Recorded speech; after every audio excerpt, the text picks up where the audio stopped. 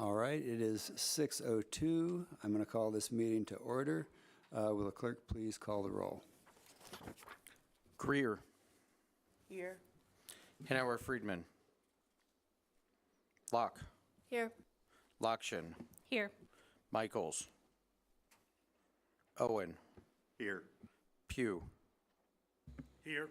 Rodriguez. Here. Rogers. Present. Sexton.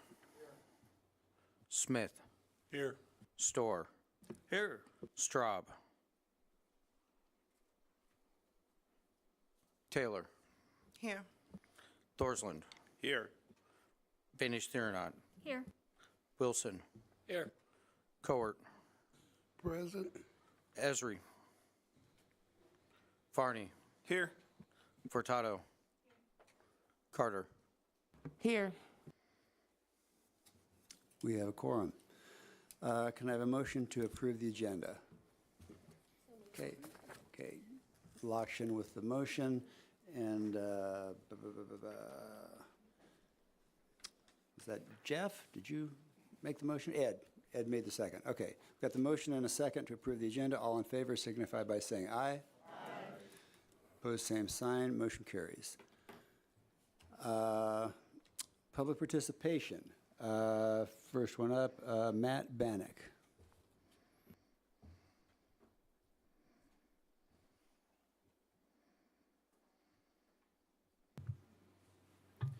Hi, everybody. I'm Matt. I work for the county, and I'm here to talk about the Scott Bennett Family Resources Day for 2024.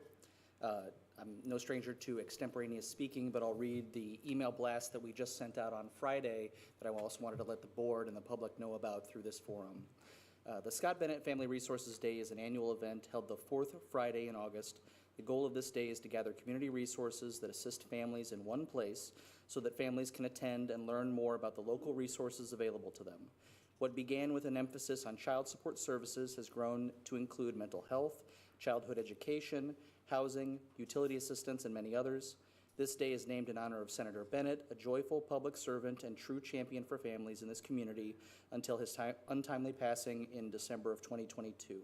This year, the Champaign County State's Attorney's Office is co-sponsoring this event in partnership with the Champaign County Regional Planning Commission and the Office of Illinois State Senator Paul Faraci, who succeeded the late Senator Bennett to represent Bennett's beloved 52nd Legislative District.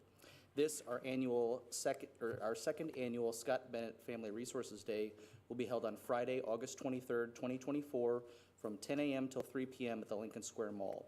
I'm announcing this at this time because on Friday we just sent out our first email blast to organizations and agencies across the county asking for them to sign up for a table. We have a contract for approximately 40 tables at Lincoln Square Mall. This is going to be a much better location, we think, for this year than last year at the Brookins Gym because it's on bus routes. We want to do some cross promotions with MTD. It's more centralized, and nobody has to drive out here and find out where the heck is Brookins Administrative Center to get some stuff. So for all those reasons, we're very excited about this year. So please, if you know of local social service agencies, please, either from one of the board members that I already forwarded to, or you can ask me to forward the email to you. We want people to sign up and ask for a table.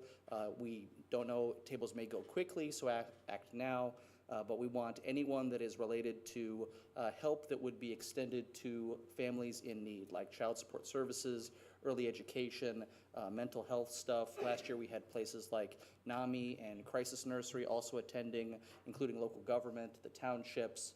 Some of the board members appeared and also had a good time. So it's a great event, so please spread the word. If you know of an organization, especially ones in the rural areas, in the small towns, we want this to be resources for the whole county and not just people that live in the center. So spread the word and keep it in mind, and thank you.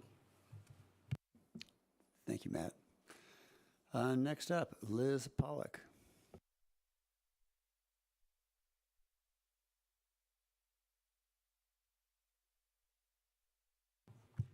Hello, everybody. I'm here tonight in public comment to express my support for this board authorizing the public safety sales tax on the ballot. We are doing an incredible job right now at the Public Defender's Office. Most of that has been able to be done through the application of grant funds that I have obtained on behalf of the office. I currently have 3 full-time employees who are surviving on grant money only. I would like to be able to verify that they will have positions when those grants expire, when they do expire. We also have, for the first time, an expert witness budget, which we also received through grant money. This board gave us ARPA funds to do that. Without that grant money, I would not have been able to hire experts, in particular, in certain cases where their reports have resulted in the dismissal of charges against people who are not guilty. Those people would not have had the opportunity for those experts if we had not obtained that grant money, but at this time, that grant money is not in my budget. That is just a grant that we have received, and eventually that grant money is going to expire. When we go through the budget process each year, I am looking at trying to pay my employees what they are valued at. We do not do that right now, and I know that there has been some urban legend created over time that public defenders and other employees of the county, state employees, including the state's attorney's office, somehow we're just supposed to be paid less than real lawyers who are in private practice or with big firms. And I don't know why that is, but that seems to just be the paradigm that's been established, and it's one that I think we need to change. In order to ensure that my office remains fully funded and appropriately funded, we need a revenue source that we do not currently have. As a result, I am asking the members of this board to authorize the public safety sales tax. Thank you. Thank you. Are there any other members of the public that would like to speak at this time? Seeing none, I'm going to close public participation. Moving on to communications. Are there communications from the board? Go ahead, Jenny. I actually, since Ellie wasn't going to be here tonight, I have a statement from her. Would that be better in the round 2 intent of county board members, or should I read that now in communications? I think reading it in communications is appropriate. Okay. This is from Ellie Hanauer Friedman, who can't be here tonight. She says, I strongly support putting the quarter-cent sales tax increase on the November ballot for the voters of Champaign County to decide. As a board member, and particularly in the meetings that Jenny Lockshin and I have had over the past 6 months or so with department heads and their staff, it is clear that county departments are understaffed and in need of improved resources and facilities. It is also clear that county staff are significantly underpaid and that we regularly lose valuable people to other employers in the county because of this. The sheriff's office is the most obvious example, but we see this across the board. I would also like to call attention to how the sales tax would support the public defender's office. We have a very strong leader and advocate for some of the most underserved members of our community there, and this board has heard repeatedly from Ms. Pollock as to how horrifically understaffed her office was when she stepped in, and we have done all we can to rectify that situation. It would be incredibly hypocritical of us now to turn around and tell her and other department heads that they have to slash their budgets and get rid of those very same employees we helped them hire because we don't even want to put a small sales tax increase on the ballot. We all know that prices will continue to rise, and we must be able to keep pace with our salary and benefits. A tiny increase in sales tax is a small but important price we should pay to ensure the effective running of our county and the essential services we provide to all residents. Thank you. Thank you. Further communications? Seeing none, then we will move on to presentation and discussion. Since Finance Chair Furtado came up with the format that we're going to be using, I feel very comfortable passing this off to her at this point to gather the questions from district board members. Stephanie. Okay, so just so everybody's on the same page, what we're going to do is we're going to start with District 1 and go around to the end, District 11, and each board member will ask any questions that they would like to have answered. Michelle will collect those questions, and if there are questions that, and then after that, we will have a conversation where we try to answer as many of them as we can. We encourage board members to ask questions ahead of time. I believe only Mr. Wilson did. So I'm going to start with Jeff. The 50-something questions you sent last night are all answered in the packet from page 15 to page 36. Do you have any additional questions at this time?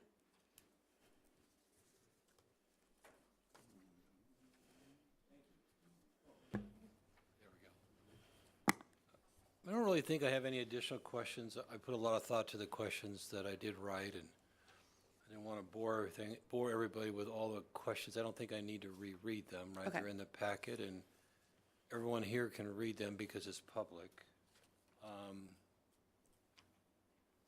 I did have one additional question, though, that I added today.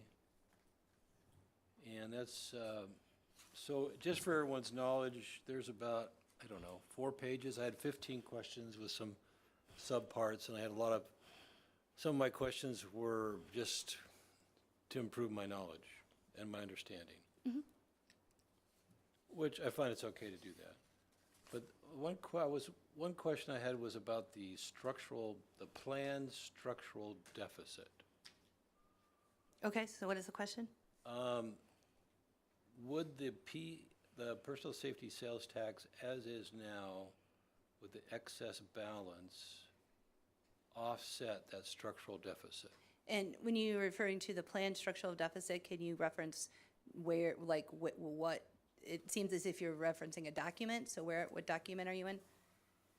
I'm referencing the discussion that the finance director provided the last time. You said that, Oh, so the financial forecast. yes, on the Okay. financial forecast, the director said that we operate under a structural deficit.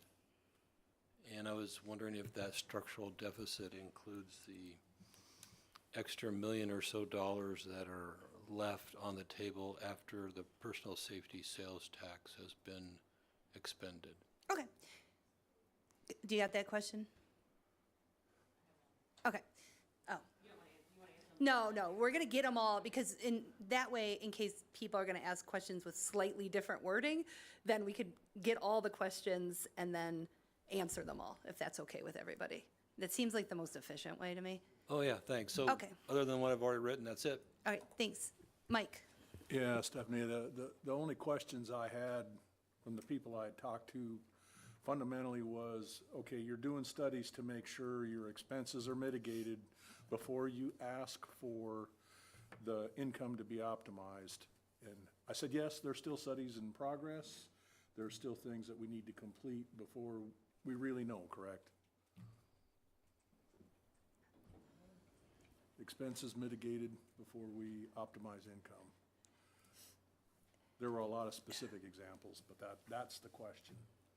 Can you change that, Michelle, to optimize income before doing studies to, or I'm sorry, to Mitigate assure expenses, yeah. expenses are mitigated? I just want to make sure we get them as close to how you'll say them. Sure, expenses are mitigated before we optimize income. I like, that's a nice, okay, thank you. Ed? Well, overall, the people that I talked to were very negative about being taxed more. More than one person has asked me, what is being done to reduce costs?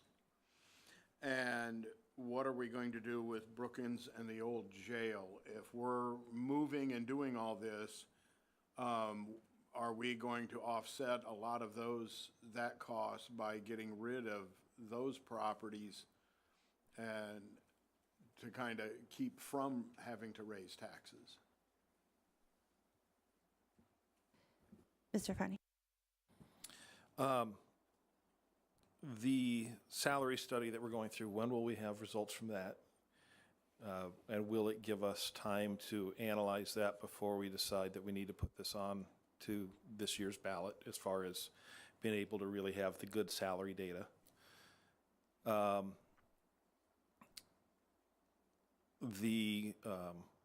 Another question that has come up several times is, when are we actually starting to tell our departments, prepare 2 separate budgets, one with additional revenue, one without? And what type of instructions are we going to be giving to our department heads about specifically the budget without additional revenue? Because that's going to be the tough one for them to work on. I think having that information about the budget without additional revenue is going to tell us where potential cuts are going to be made. And so needing to know that is going to be helpful for us in making decisions. Thank Thanks. you. Thank you. You got all that? Jenny? Mine's less of a question and more of a, I guess, just logistical statement. Most of what I was learning was that some people are just learning about this for the first time. I wanted to see if we could just highlight in this meeting the places where they can look, which meetings we've talked about this in before, so they can look to those for more information. Thank you. Carolyn? Okay. First of all, the people that I mostly talk to, when I mentioned tax, I got some curse words. Yeah, and they wasn't very nice. So even trying to explain this with the economy, with the housing, with rent is going up and everything is seemed to be skyrocketing. People can't afford to, buy groceries in the store. It was a very, very poor and sad subject to even bring up. So that's where I'm at right now with just trying to wrap my head around all of this, okay? So, thank you. Samantha?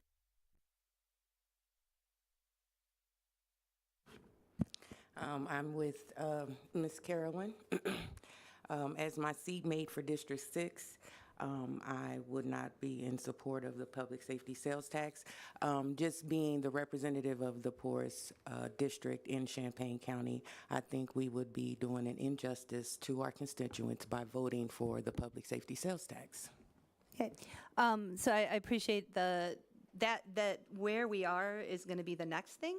Right now, we're just gathering questions, but I appreciate that. So I did want to add that Illinois is the 7th highest state in sales tax, and the 5th, let me see, I don't know if I should share this now or should I come back? But I did want to leave. I did want to leave there'll be a comment. Sure, there'll be an opportunity for all of us to comment on where we are on that tax itself. Right now, we're just gathering questions. Okay. There's 2 parts to the agenda. Okay, so the current public safety sales tax, when is it in, and when would the current or the new proposed sales tax start? Those are my 2 questions. Okay. Jen? All right, so many of my questions have already been asked by Mr. Wilson in some degree or another. So thank you for doing 50. That's helpful. But on a different non-number version, have we identified successes versus failures when this has been attempted in the past? I know that we successfully implemented a public safety sales tax once upon a time, but there were times when it was put on the ballot and it didn't go through. And in talking to members of the community, I was informed, because I didn't live here when it happened, I was informed that there was an 18-month sustained publicity campaign when that was passed. And obviously we're talking about it, but not publicizing for the most part. So have we learned our lessons from past success and past failures? And have we sought out what guidance, what worked and what didn't in the past, and tried to apply it to the present? And have we identified any department heads that would volunteer to be the face of it? Perhaps our public defender, who is beloved in kind of all social circles at this point. It's in a way that law enforcement may not be, in a way that others may not be.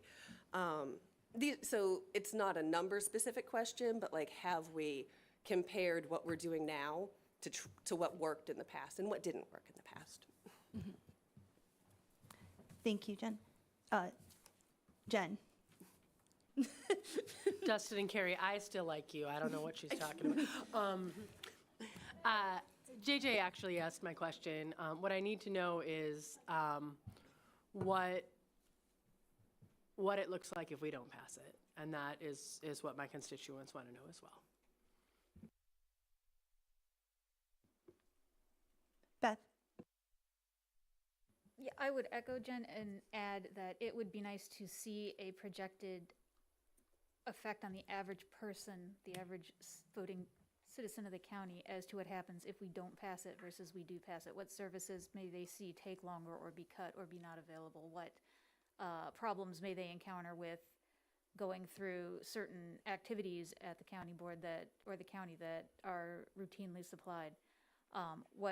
What would be the real average man on the street impact versus not having this versus having this? Thank you. Leah? Are you all caught up with that one, Michelle? Okay. So my first two, I'm not sure if they were, I feel like they were partially covered under Jeff's tome, but I felt like I had to hunt and peck for some of this, so I'm just going to ask. After the presentation Thursday, I felt like a lot of people had confusion as to how the public safety sales tax and the general fund balances actually work. And in relation to that as well, what bonds are being paid off of public safety sales tax and what are their timelines?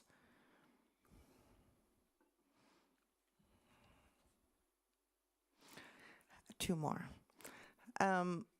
Similar to JJ, I want to know when the cuts will be.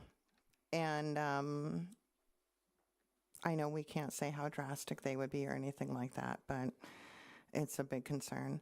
And then also, I thought Beth was going to steal my question, but she had a different tack. Is there kind of like an estimate as to how much extra this will cost the average person if it goes through? Like, is it going to be an extra $20 a month per, in general, that sort of thing? Thank you.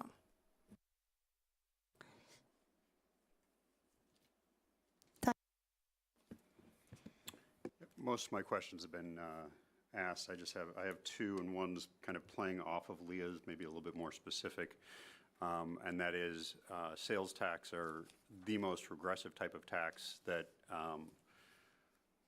we could apply, and so I want to be a little bit more specific with what Leah said and say not just how it's going to impact the average person, but specifically how it's going to impact the entire demographics, right? 20% of Champaign County children live in poverty. And I'm very concerned about the impact of a regressive tax on our most vulnerable people.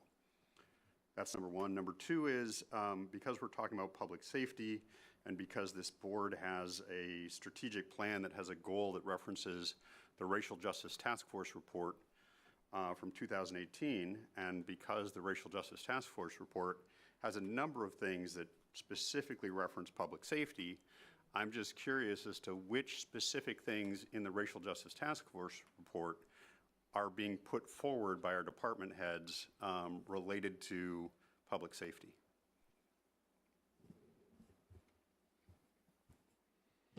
Thanks, Don. Thank you, Jeff, I suppose, for giving us lots to read in the packet. I don't have any real questions that haven't already been asked. Just a quick answer. If you spend $1,000 on things taxable under this, that's $25, to give you an idea of what it costs. That's correct, right?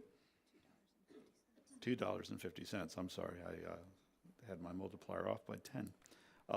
My question is about the wording of the ballot question. Should we decide to put it on the question? Will we have a hand in crafting that, or is there some legal defined terms that we're obligated to put in it? Because often these ballot questions become something that the more you read it, the more you don't understand what it is you're voting for, and I want to make sure it's as plain language as possible. All the questions that I have been asked. Similar, I think I just want to add on maybe to a question, kind of put a finer point on it. Who would be responsible for promoting this question? Like, it's certainly not a party. It would be something that the board would be bringing up. Is there a budget for promoting this question and advertising it? I know we could probably nest that under a question that's already been asked, but that's what I would like to discuss. Chris? Thank you. Thank you, fellow board members, for posing excellent questions. I am waiting to see what the JANO software committee or consultant poses and what the Gallagher workforce study poses, but I applaud our early discussion of bringing awareness of this additional tax. I think others have said that they'd like to see a more detailed list of what the long-term and short-term uses for the additional revenue would be and how that would impact our general revenue. And I think we have a lot more information that we're going to need to look at before we feel really comfortable in going out and knocking on doors and pleading with our neighbors to pay an additional, you said $2.50 per $1,000? And it doesn't sound like much, but if you're buying stuff and watching your money very, very carefully, as I used to do, more carefully than I do now, I think that's a legitimate concern. Jamala? Thank you. Most of my questions have been asked. Thank you, Jeff. I can't remember the exact amount, Stephanie, but I think before you said that we wouldn't necessarily need 25%. We could probably get by with like 10 or 8 cents. I can't remember the exact number, but we have to do 25% per the law. My question is, whatever cent that is, have we looked at our budget to see if we could make cuts to make up for that amount? Does that make sense? Sure. And just to be clear, it's a quarter cent. Right. Yeah. Okay. Yeah. Sure. So can we make cuts to make up the difference? Okay, sure.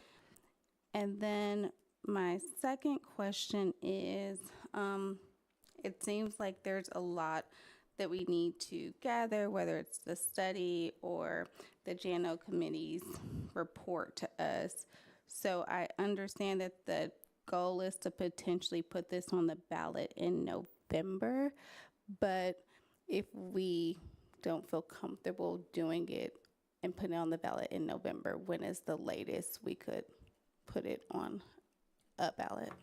Sure. Brett? Thanks. Talking to my constituents, try to put this, let's see. Maybe it's a little bit me too. If we can try to get some kind of line item thing where it states like this department wants this much money for this department wants this money for this, because they want to know where the money's going to. And we have nothing like that so far, not even close. But just something simple, just kind of break stuff out. Second thing is, they don't want $1 going to the sheriff. And if we do give money to the sheriff, they want it to come out and go to somebody else too. From, I don't know how it would work, but whatever. But those are my constituents, that's what they want, so. Okay. Lorraine? Excuse me. Well, I agree with what Jeff just said. And my biggest problem is that this will be the third time that quarter cent is going on the ballot.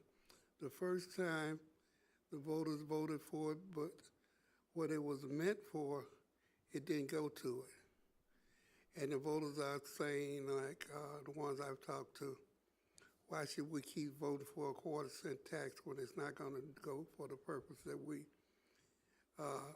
thought originally that it was going to go for? I'd like to see us go back to the original quarter cent sales tax referendum and take a good look at that.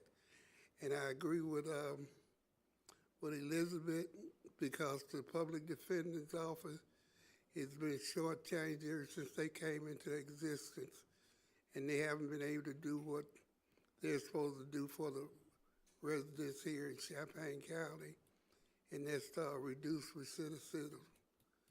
And so I don't think that I think that if anybody get the bulk of it, the public defender should get it, and it should go into salaries so that they can see their clients instead of some clients wait months before they see the public defender.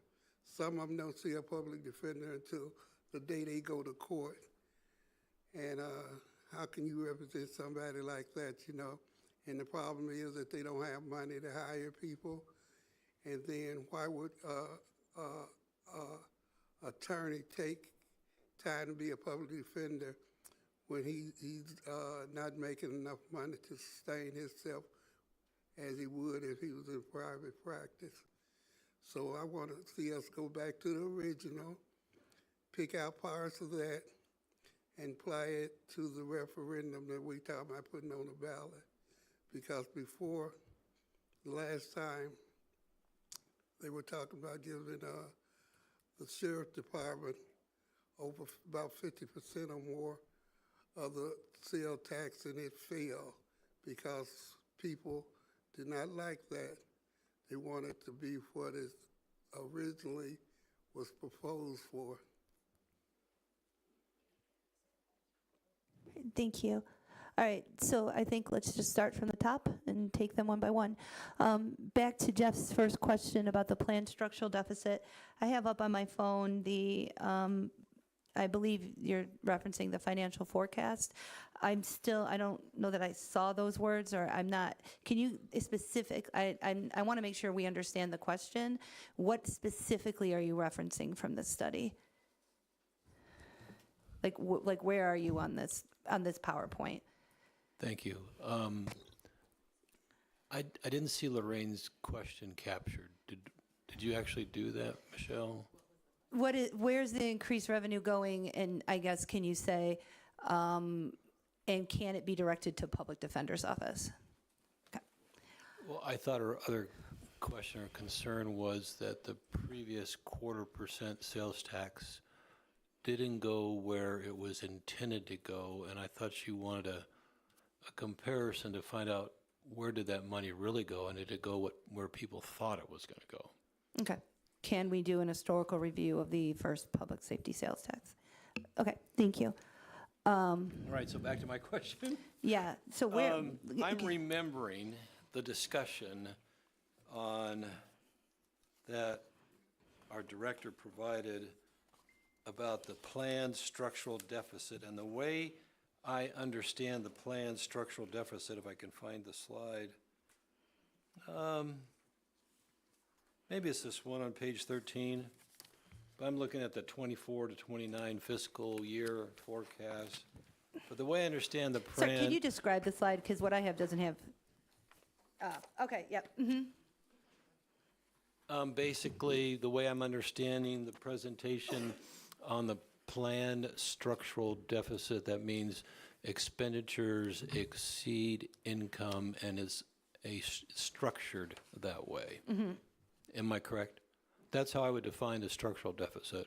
Okay. And I'm thinking that's what the finance director was saying. Sure. And so my question then is, and that planned structural deficit doesn't include the personal safety sales tax balance or fund balance at the end of each year. And if that personal safety sales tax, like for example, I think it was 1.6 million last year, if I'm correct, that's not rolled into the budget. And as it's not rolled in the budget, it looks structurally like there's a planned deficit when actually they're practically net it's not. Am I off the mark on that question? Sure, I can answer that question. So I think what you're pointing to is very important, that you have to understand the public safety sales tax and the general fund as working together, right? Yeah. And that there are expenses that are eligible in either category, primarily, obviously, public safety expenses. How we determine which fund those expenses rest on, so whether we pay for a particular public safety expenditure on general fund or public safety sales tax, is determined by the capacity of both of those funds, the need to grow either of those fund balances for different reasons, right? And so which way that money flows, if you understand what I'm saying, is determined year to year by the budget, right? So there could be a year, so right now, what you're referring to is about $1.6 million in 2025 is the anticipated amount, right, of potential funding that we would have in excess of public safety if we had the funds that were available this year, right, in the budget. And so to answer your question, I think it's important to, he also somewhere in there had a slide where, and again, these are just forecasts, where that 2025 amount is projected at 1.2 million. Looking at those two funds across the board, the 2026 amount is 373,000. The 2027 amount is 52,000. And by 2028, those go into the red. And by 2029, they go into the red by $1 million. So if your answer is, if looking at the aggregate of those two funds could solve the systemic structural deficit that this county has been under since PTEL, the answer is no. I'm actually not agreeing with your answer, but that's okay. Well, I'm gonna look at page 15, which probably everyone doesn't have it. Sure. Public safety sales tax fund, financial forecast. I agree it's a forecast. Right. But we're hinging our funding for our county on the forecast, whether it's plus or minus for every year. And the further we go out in the out years, the more variability there is in the forecast, because it's a forecast. Sure. But when I look at this slide here, and you don't have to answer it now, you can answer it later. I'm not trying to put you on the spot, I'm inquisitive. And part of my questioning attitude, which I've always been trained to question things, is I'm seeing that they're on average from 2025 through 2029, there is over $1 million of excess. Sure. Comparing the personal safety sales tax revenue total versus expenditure total. Yes. Now, maybe that's not true. It's just a forecast. And my question is, maybe how can that be rolled into our quote-unquote structural deficit?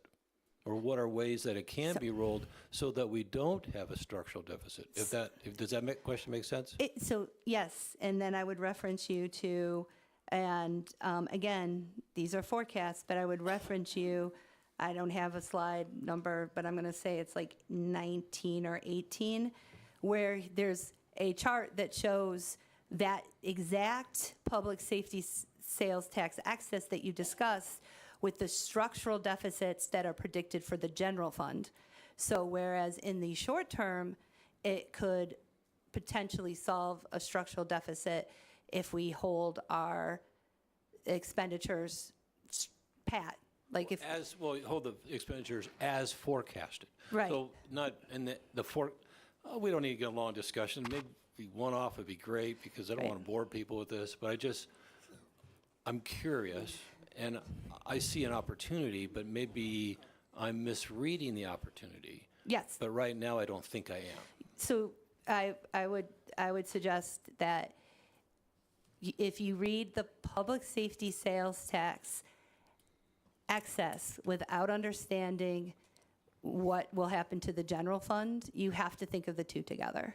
And I'm doing that, but I may not be connecting all the dots. There's literally, if you just flip 3 more pages down, there is a chart that does that work for you.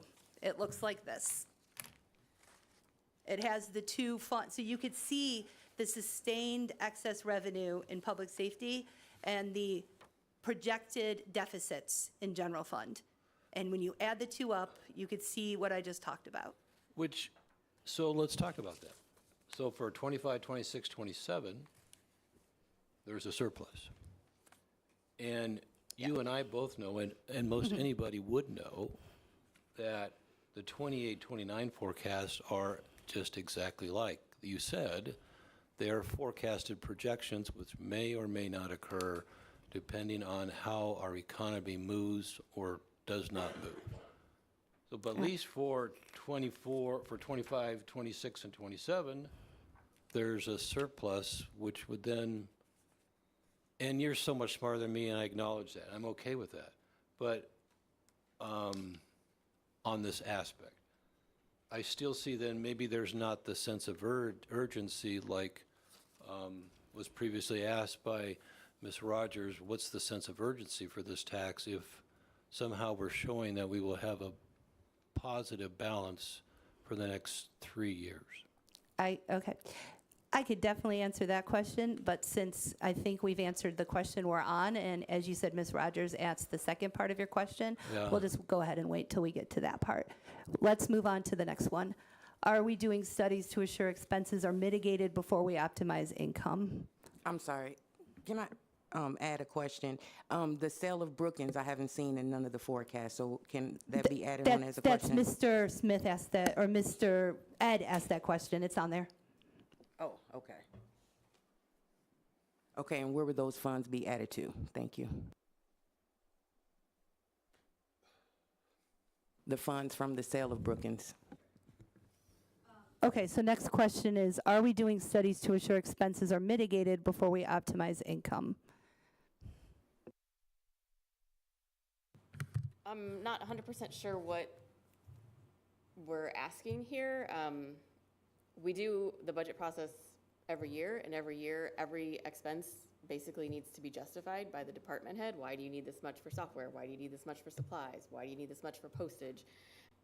We have a salary schedule in place to maintain payroll costs to some degree. So I just can't see places where we're flagrantly spending extensive amounts of money with no logical justification. Like everything we're spending has a very specific documentable cost tied to it. So I don't know if that answers your question. I'm not 100% sure what the question is asking.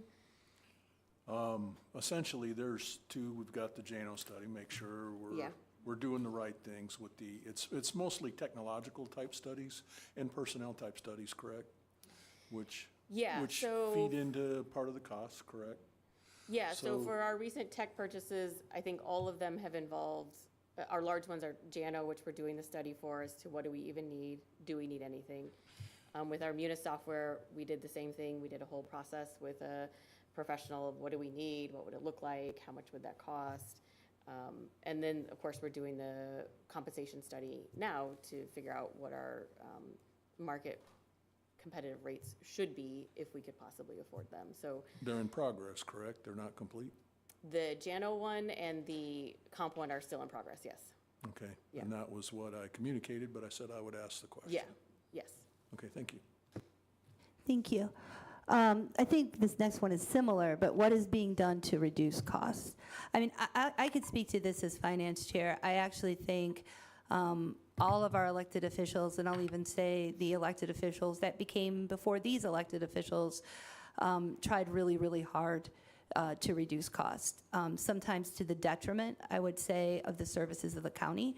I think one of the reasons that we're in some of the situations that we're in is it's like every single technological system in the county. We're the last county in America that has it, type of thing. And I think part of that, and Mr. Farney might be able to speak to this, is that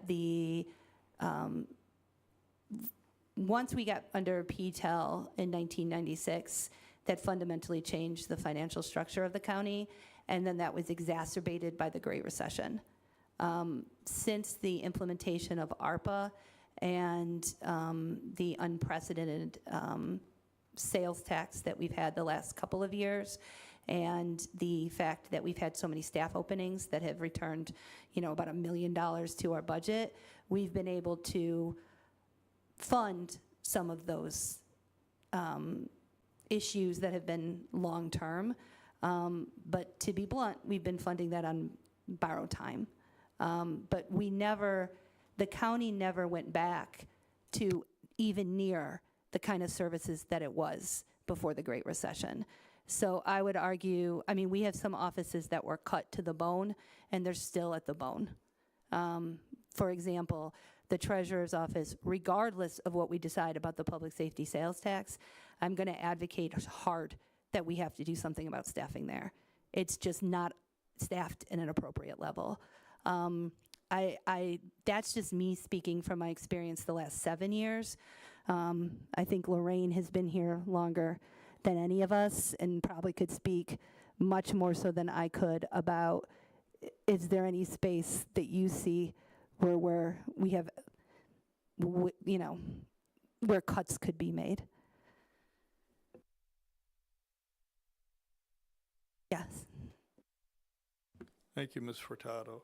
I'd like to speak to what is being done to reduce costs.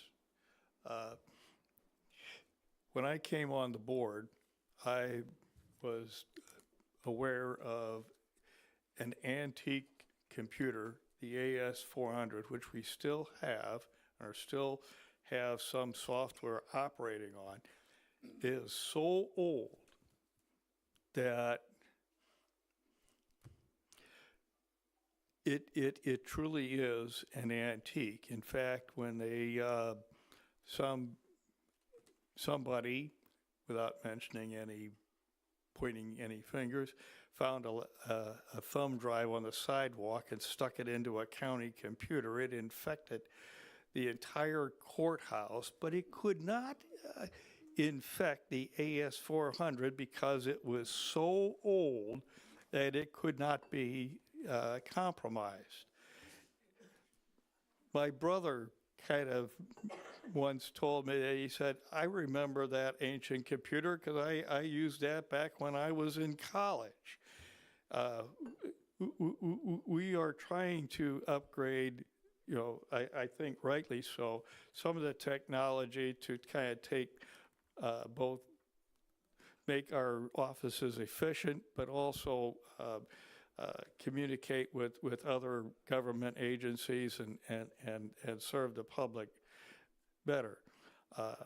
I remember when the current clerk, Mr. Ammons, came into office, he inherited antique ballot tabulators and run on an antique IBM 486 based computer.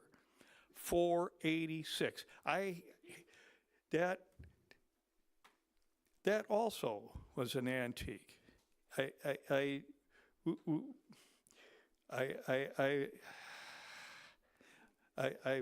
He's done a fine job in finding innovative ways to find grants and to upgrade our voting machines so that we can operate at least using modern day equipment with modern security, I might add.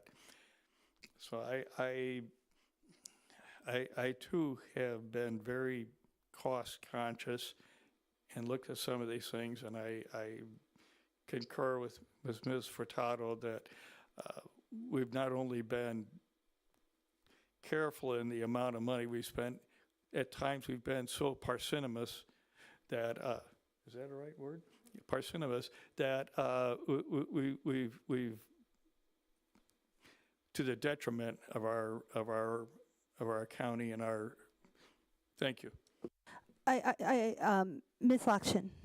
I just have a quick follow-up to what Mr. Storr was saying, that reminded me something else that could be put in the reducing costs. I think a lot of the elected officials and department heads have done a great job of seeking out grants and finding ways to pay for things that they need in their office without coming to us for every expense. But unfortunately, that doesn't cover all of the updating that we need to do, and not everything can be paid for by grants. So we've also hired a grant writer, which adds cost for salary, but also helps to defray a lot of county costs by having somebody who can work on finding those funds for us. Mr. Farney. Yeah, just to add, going back to 2007, when we went through rounds of major cuts here at the county, that's when some offices lost employees. It really was a time where we were cutting to the bare bones. And at that time, we started being told on commodities by county administration that 0 increases in commodities. You have to come and justify it every time. And so, and I know those instructions continued.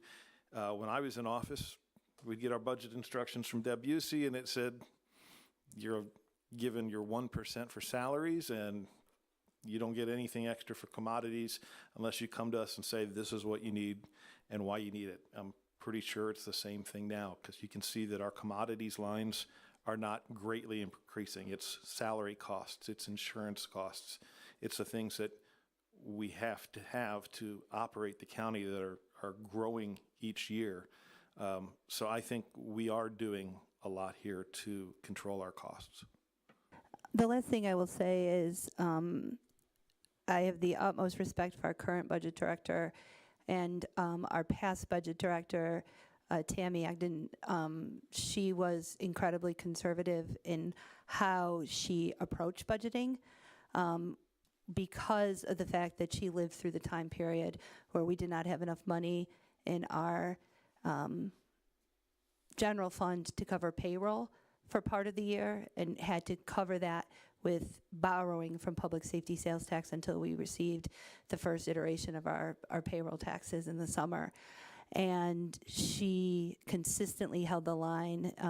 You can ask anybody here who ever worked with her, trying to get a new expense or an increased expense through, and that served us well. I think she, especially in the very unpredictable times during COVID, really kept a cap on spending. And in part, that is why our general fund is so healthy right now, in part because we've been intentionally saving for the court management system replacement. And also, the other thing that I think that's really important with that is because of her sound fiscal management, our bond rating increased to AA, which saved us hundreds of thousands of dollars in the $40 million in bonding, right? And I think that sort of prudent, and it was a collective effort by the board, the elected officials and department heads, and and our budget director that got us to the decent financial position that we're in today. However, I don't know how long you can tighten a belt until it cuts off circulation, and that is actually what we as a body have to decide tonight. Okay, so moving on, what are we doing with Brookins and the old jail? And I appreciate this. I want this to be, we collectively ask questions and then we collectively answer them, right? Because I think there's a lot of knowledge and experience in this room. Next up, what are we doing with Brookins and the old jail? I think maybe I'll kick that to facilities, and then the second half of the question is basically the financial implication of that. There are no current discussions within the facilities committee, but I know that there are discussions happening as far as what will be done with those properties. So I don't feel that I'm the best person to answer that question at the moment. So I'm looking over at Steve. All right. In the course of the last half a year, I've talked with multiple entities with the possibility of their either taking over Brookings entirely or collaborating with another entity. Several have fallen by the wayside. We still have 2 entities that are considering either using all or part of Brookings. At this point, there is no resolution on what direction those 2 entities will take. I will say that I think I've been clear with the board in saying that if we do not have a firm offer by at least mid to late summer, then we need to be contacting a broker. That would be for Brookings. As to the jail, we still are using the jail at this point. After we're able to transition all of sheriff's staff out and into Bennett, we can then look at what we're going to do with that property. I know in talking with my former colleague on the board, now friend Chris Storr, Chris suggested that the county may wish to try and keep that ground for potential future use. That's something that the board will have to decide if that's the approach they want to take or not.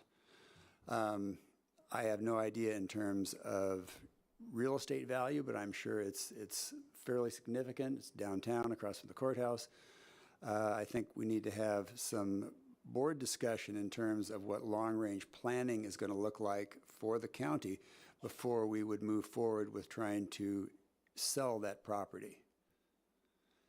Main focus now is to try and get Brookings off the books. And I know that there was a question about where we would be able to, how much money would we be able to gain from that.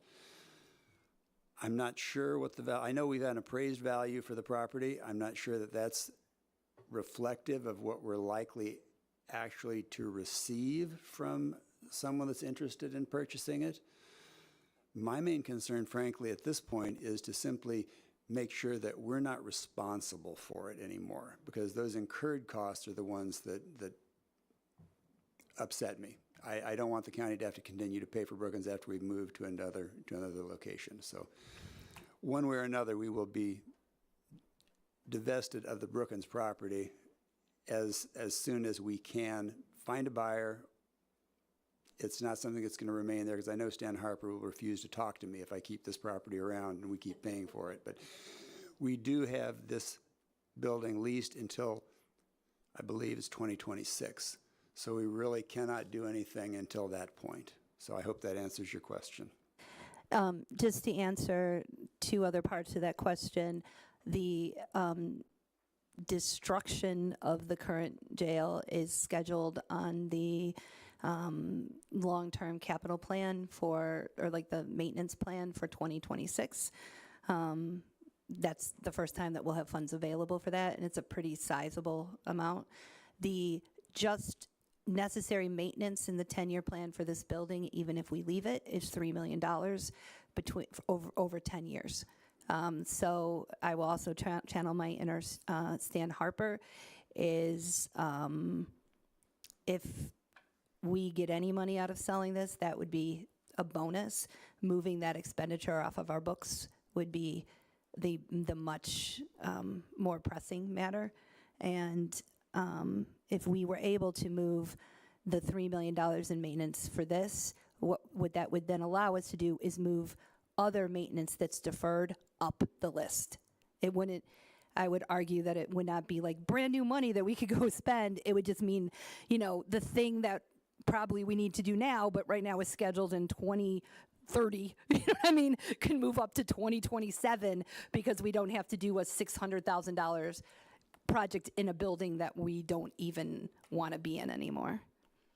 Stephanie, can I add to that real quick? I would recommend everybody go into the facilities tab on the county board website. That I think it's an 11-year plan that Dana has put together is housed on that page, and you can see all of the stuff that's deferred and when it's been put off to. So some of it is scheduled, like not everything needs to be maintained every second, but things like painting are on that list that really could be done sooner if we had the funds.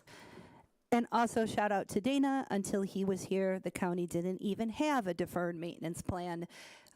He now does, so at least we have a landscape of the projects that we cannot afford to do. next up, when will the comp study be ready, and can we wait for that to make a decision?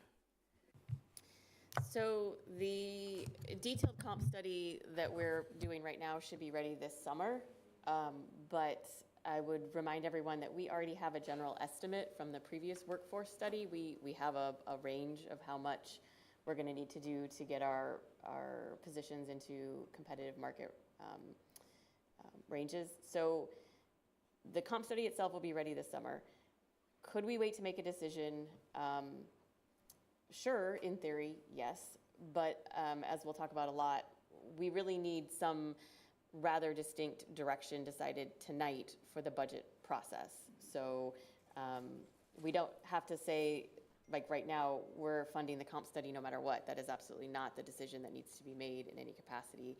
We can wait and then parcel out the comp study. We can do all kinds of different things with it. But we do need to have some kind of decision regarding the public safety sales tax initiative to put it on the ballot tonight, because we need to draft the budget instructions, which need to go out in May before the next board meeting. So,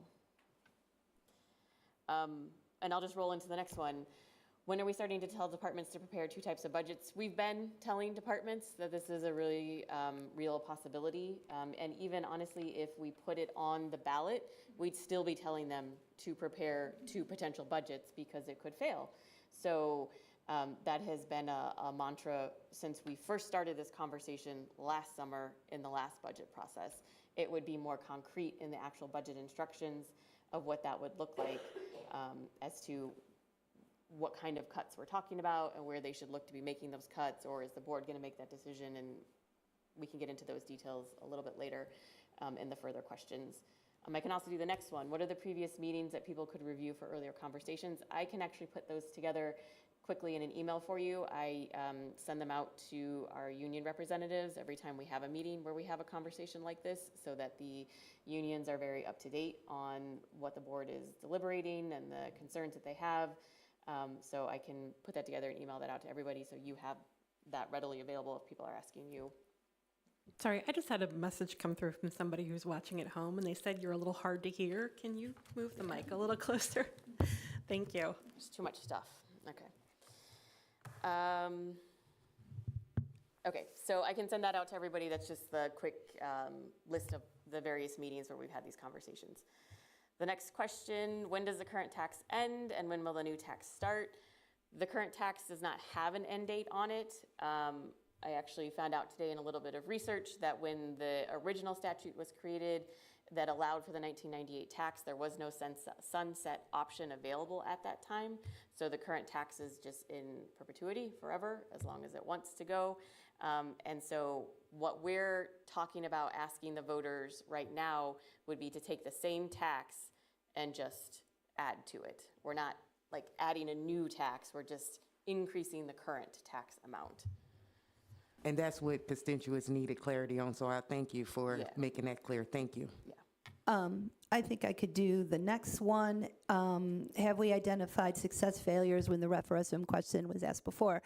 I think we would need to continue to do so, but I have had extensive conversations, including even today, with Susan McGrath, who was here as a board member and was an active part of the campaign to get the tax passed. And as Lorraine described, it failed the first time. I think in part because there wasn't enough public education done, and it passed the second time. So the first time it was on a general ballot, the second time it was on a municipal ballot. I don't know that it was necessarily the kind of ballot that it was on. I think it was more that the public had time to sit with it and digest it. Lorraine was also here for that, and I think described part of what that was like. But what Susan said to me, and I think this kind of jumps ahead to one of those how would we explain this to the public, is there was a committee, I forget which bar she said they used to meet at quite frequently, and they would, or restaurant, it might have been a restaurant. I don't want to say that Susan said they were meeting in a bar, but the committee would gather together, and it was board members and elected officials, and they would have conversations about how they were reaching out to the constituents. I could also say that I have firsthand witnessed this board try to get other kinds of taxes, including a facilities tax. I've also just been a human who've been around when I've seen school board referendums, right, being tried to pass. In my experience, taxes are never, like, if you all said, I talked to my constituents and they were like, please tax me, I'd be like, what district do you live in? That's not how taxes work. The only way that you pass a tax is if the body that is trying to pass it has buy-in and support and educates the public about the need for it. And I think the reason that the public safety sales tax passed when it did is there was a team of people who believed that the residents of their county deserved a certain kind of services, and this was the best way to fund them. And they went forward and they advocated for that, right, as a collective body, as compared to when the board went for the facilities tax, and it was entirely fractious on the board. There was no clear messaging. The plan around that facilities tax, as a constituent at the time, there was no clear plan, right? And it failed miserably. I think it failed in almost every single, I think Kyle tells me it failed in every precinct, right? And so we do have concrete examples of what did not work and what did work. And Ms. McGrath has said that she'd be willing to talk to us and share her experience, because she was like at the front lines getting that passed. And I really appreciate that from Susan.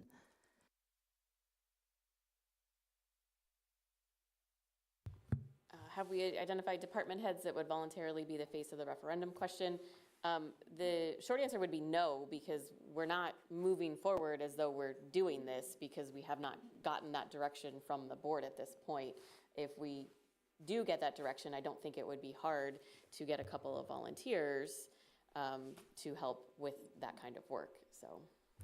So Michelle might not have volunteers, but I have the people that are sitting here. Let me be really clear. I get yelled at by some of these people for not moving faster on this, and they have said, basically, as soon as this board decides to do it, let me know where you need me to be and who I need to talk to. So the answer to that question is definitively yes. I was just going to point over there too. So what does it look like if we don't pass a revenue increase? That is a decision that you all need to make. You need to decide, are we going to keep spending at the rate we're spending and burn through our general fund reserves? Are we going to cut personnel? Are we going to cut commodities? Are we, like those are all the decisions that you have to make in the budget process of what it's going to look like if we do not match our revenue to our expenses. Could you elaborate on what you mean by commodities in this situation? I don't mean a lot. I mean, are things like supplies, postage, utilities, a lot of the things that we don't actually have a lot of wiggle room over to begin with. So at the end of the day, we would be cutting personnel. That's what we'll be cutting, significantly. Also, the one thing that in some ways, listen, I think I've been pretty public. In 2026, I'm done, right? So if we don't pass this, in some ways it makes my life really easy, because all of the conversation about all of the things that you all want to do, the jury pay and the compensation study, and we need to support our family health care and all of it, my answer to you is, as long as I'm finance chair, if we as a body don't think about public safety sales tax or some other sort of way to shore up revenue, we will stop talking about it. Full stop. We will stop talking about that list of stuff. We will stop talking about, if you want to come to me and says the public defender needs more support, great. We don't have it. Julia put a memo together about systemic needs in her office and in the courthouse. Fine. We will not be talking about it. The sheriff gave us a 4-page memo between $3.5 and $4.5 million of specific things that he would do with this funding. We will not be talking about it. We will be focusing on ensuring that we do not have to make cuts to the existing staff we have. And again, the one thing that I feel that I morally have to do is figure out how to get the treasurer some more support. And I'm going to be perfectly honest with you, that is the landscape that we will be in.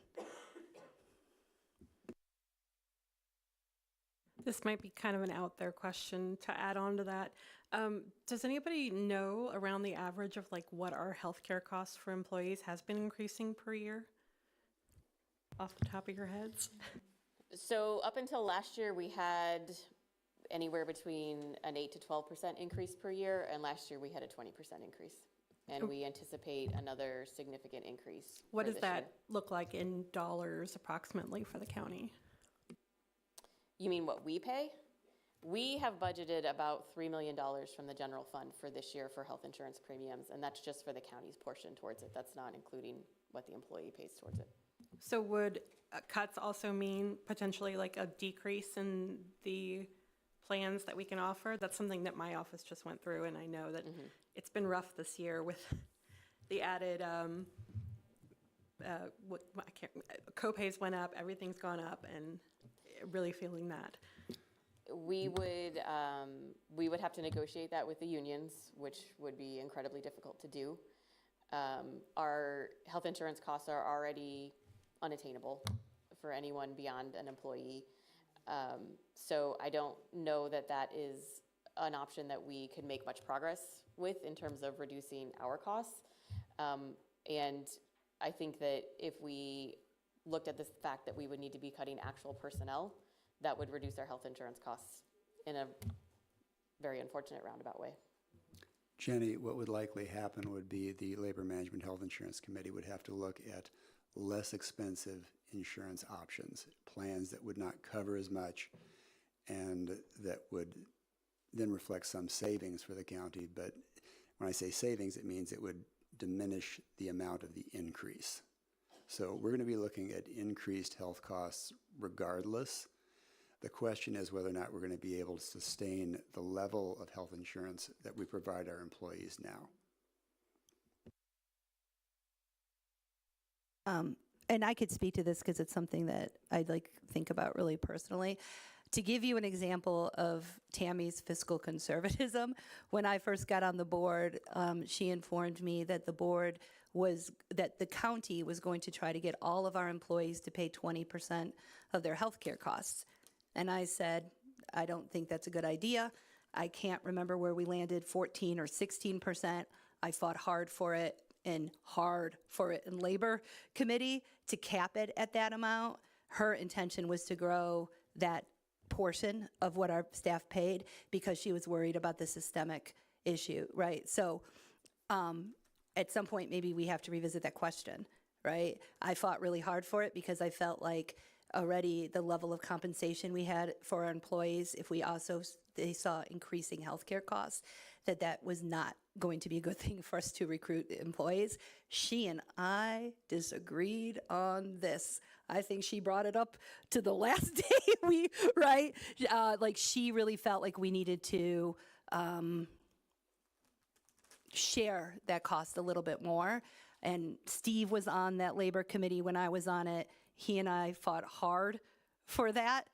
And it would be something that I would hate for us to have to revisit. But just to be real, at some point, if the costs continue to escalate and our revenue doesn't keep track, again, we have to have a balanced budget, right? That's the rule. So that would make me real sad. Realistically, that would have to be looked at again And the rationale that you and I both had in opposition to that was that we knew that per what the market's paying, we were not paying our employees adequately. And then to ask them to pay more money for their health insurance on top of that just struck both of us as just not an ethical thing to do. And part of the employee salary increases that we have added over the last year, which is a step in the right direction,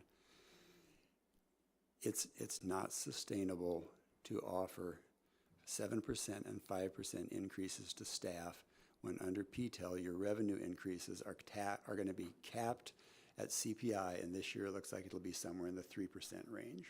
So we'd be basically borrowing out of our general revenue fund to pay salaries, and that can only last as long as there's money in there. And at the rate that we would go through it, we would be back to the $3.2 million that we had in 2018, which is not that long ago.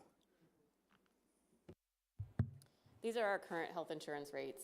So if you are an employee and you want to put your spouse and your children, it's $1,500 a month for your part of the premium. That doesn't even include what the county pays.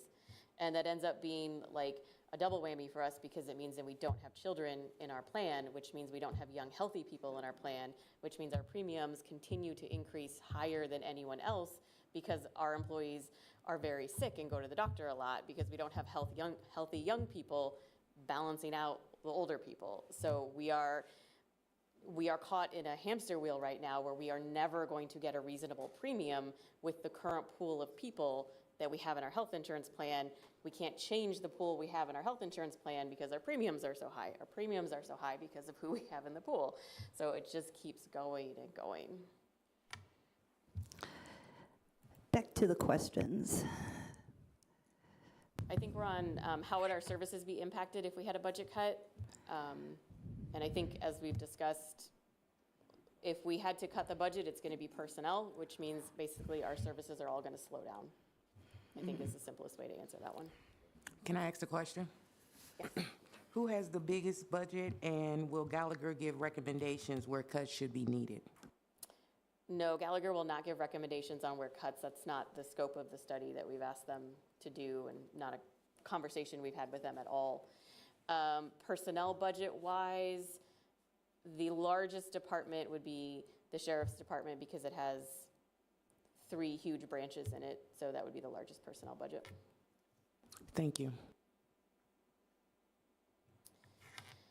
So how does the public safety sales tax and the general fund balances actually work? So I think I'll just say a couple things and then if you want to take it. I think one thing that's really important to remember is the public safety sales tax does not pay for all of anything. It does not pay for all of utilities. It does not pay for all of personnel. It does not pay for all of equipment. It pays all of nothing. It just supplements what the general fund has to pay for.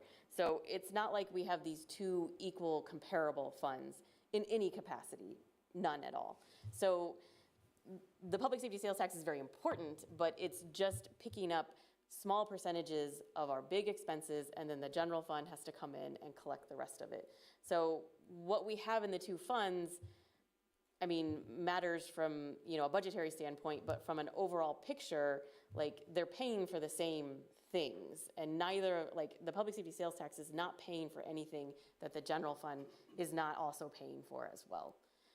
Which is, again, back to that conversation of why we made the intentional policy decision to let the general fund pick up the out-of-county housing for the last 2 years to build up the public safety sales tax in anticipation of this JANO expense. Like, it doesn't mean that we found $2 million or we magically acquired $2 million. The general fund paid the bill instead of the public safety sales tax paying the bill.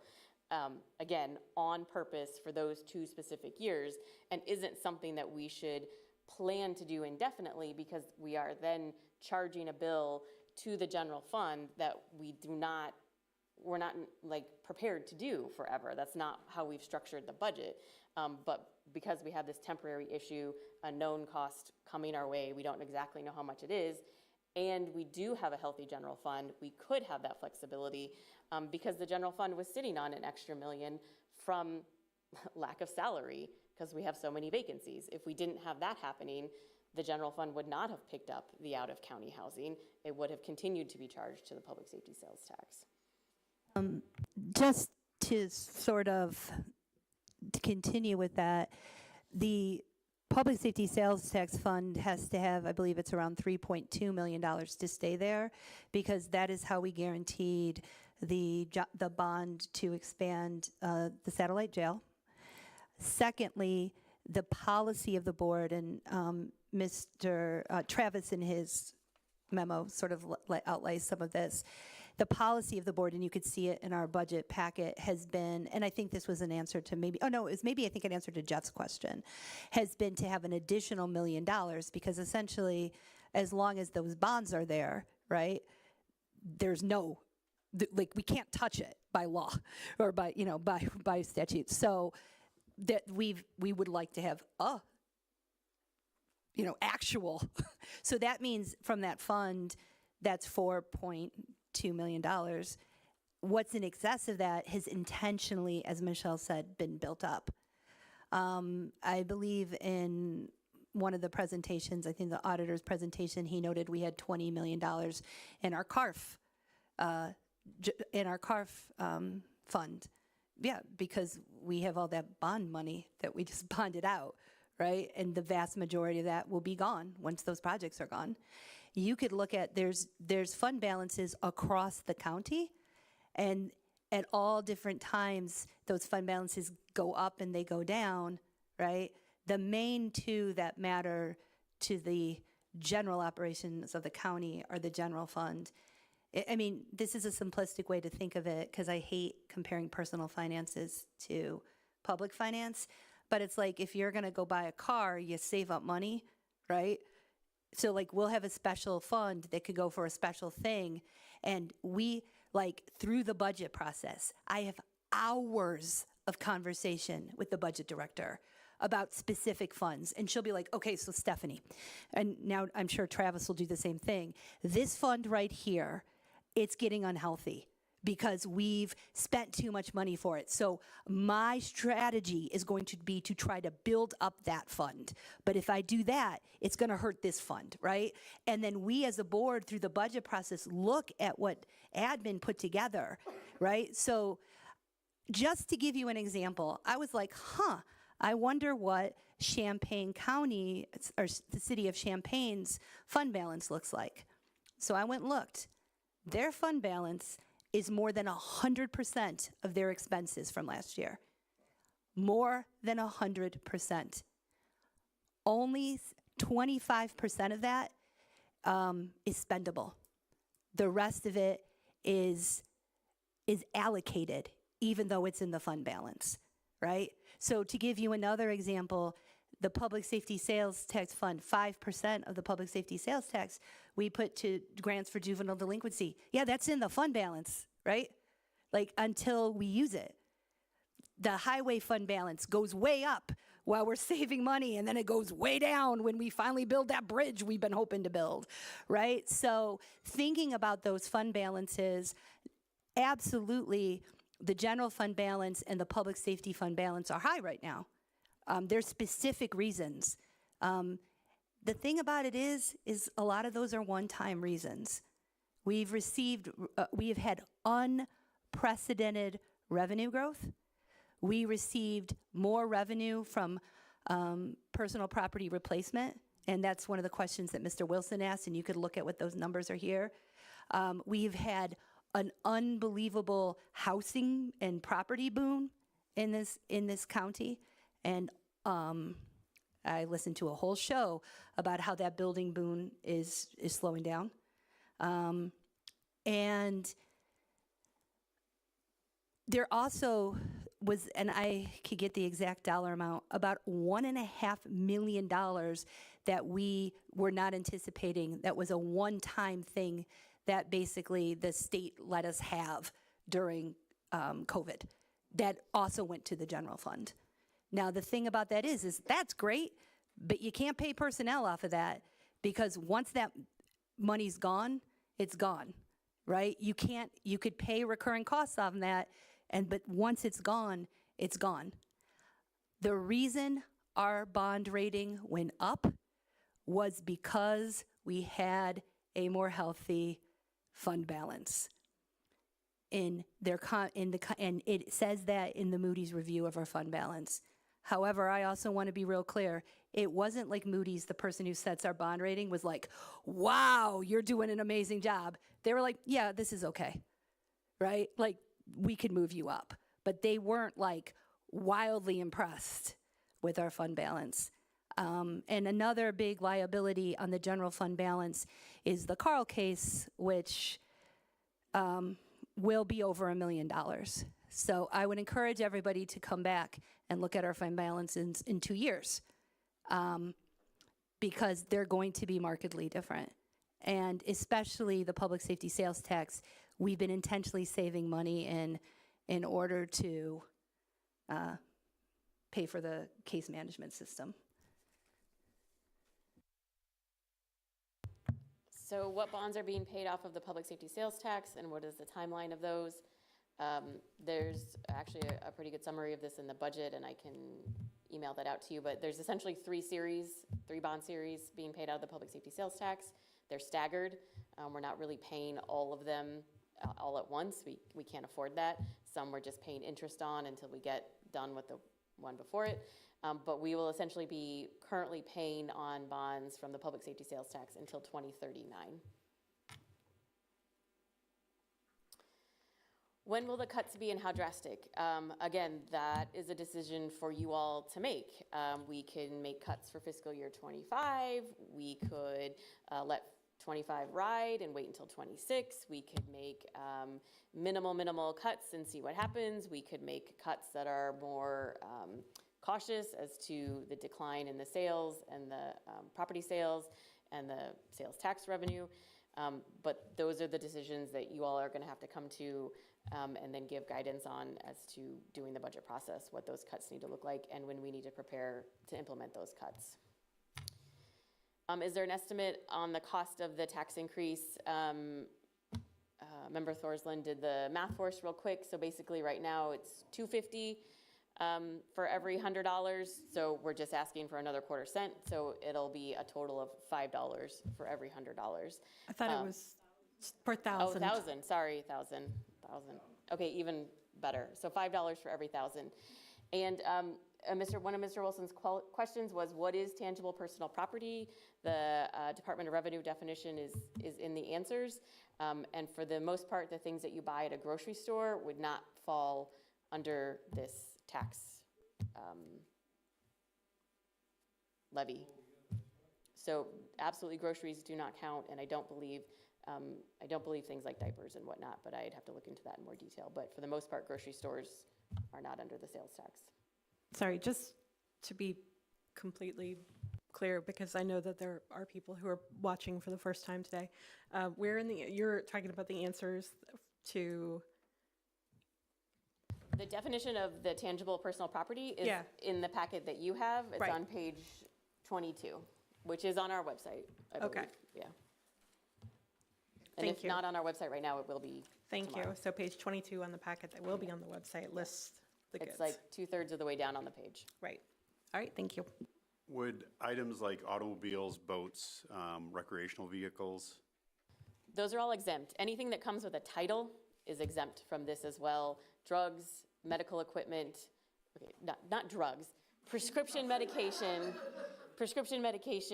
medical equipment, groceries, and titled are the big exemptions from this tax. Would also include agricultural equipment. Yeah. And I guess technically you don't pay tax on drugs. Is gas? I don't know. I'd have to look into that one. I don't know if gas falls under this one or not. Yeah. I believe that's motor fuel tax. Yeah, that might be a whole different tax system. Yeah.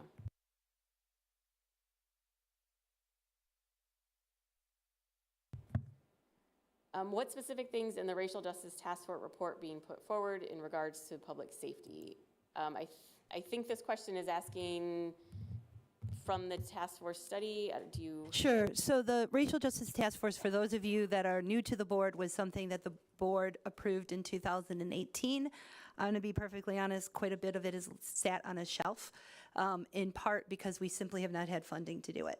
I will say, though, that there are some exemptions or exceptions. We were able, one of the recommendations of the Racial Justice Task Force was to hire a researcher for the sheriff's office, and we were able to do that. That was a bipartisan effort between myself, Mr. Patterson, and Mr. McGuire. We did meet in a bar and discuss that. We went through the entire Racial Justice Task Force and were like, what could we possibly afford to do right now? And that was something we could afford to do. And one of the reasons is we wanted to have somebody who could do data analysis in the sheriff's office in order to ensure that the policies that we were promoting, that we could look at the sort of statistical analysis of what those were, and that there would be somebody who could work with the public if they had a question. Some of the other things that we've done that were more obliquely discussed is we've tried to invest as much as we could in the public defender's office. We've hired this was all Mr. Patterson, and to this day, I can't believe he got it done. We hired a social worker in the sheriff's department. A lot of the other things that we have done, I would argue, if you look at some of the goals that were outlined in the Racial Justice Task Force, we've done through ARPA funding. There was a lot of discussion in investing more in opportunities for programming, for youth, for opportunities to help people get jobs and like sort of that kind of investment. And I think a lot of that came from Ms. Samantha and Chris's efforts around small business, right? So I don't want to make it sound like we've done nothing, but there were some, frankly, bigger ticket items, including some stuff around pretrial and things like that, that there's no landscape under our current budget that we could do. But I do think that reviewing the 2018 Racial Justice Task Force and thinking about how what have we not, like doing an assessment, where are we on it, what remains undone, and having that conversation, I think would be a super important part of if we have new revenue. I think anytime you have new revenue, with it comes new responsibility.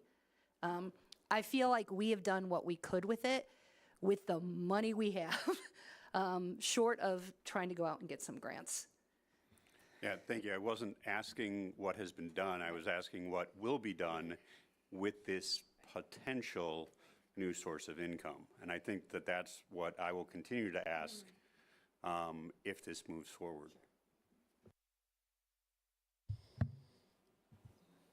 So can we edit the ballot language? So just for a refresher, this is the ballot language. Oh, sorry. It's a pretty short question: to pay blah, blah, blah, shall impose, blah, blah, blah, yes or no. I know we're talking about an increase, but that's not how the statute's written. You're just asking them, again, if you can impose the tax. The statute doesn't have like a clause for asking about an increase. This part in italics, I would want to do a little bit more research to make sure we can add that. But everything that is not italic is required by the statute, spelled out explicitly. It has to be on the ballot in the question. So can we edit it? Maybe we can add to it, but I'd have to check into that.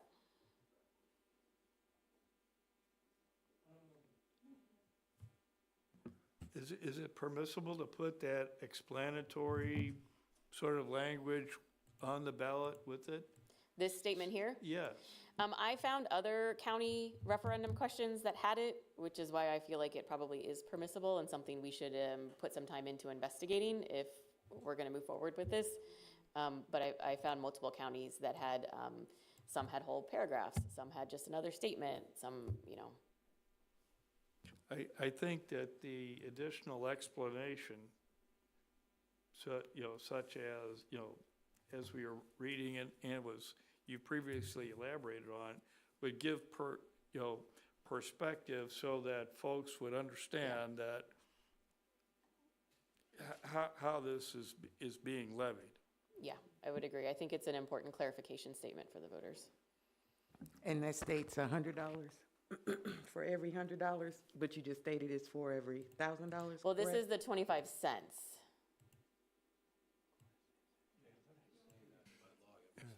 Yeah. So as opposed to talking about 250, we're talking about the actual 25 cents on this, in this sentence.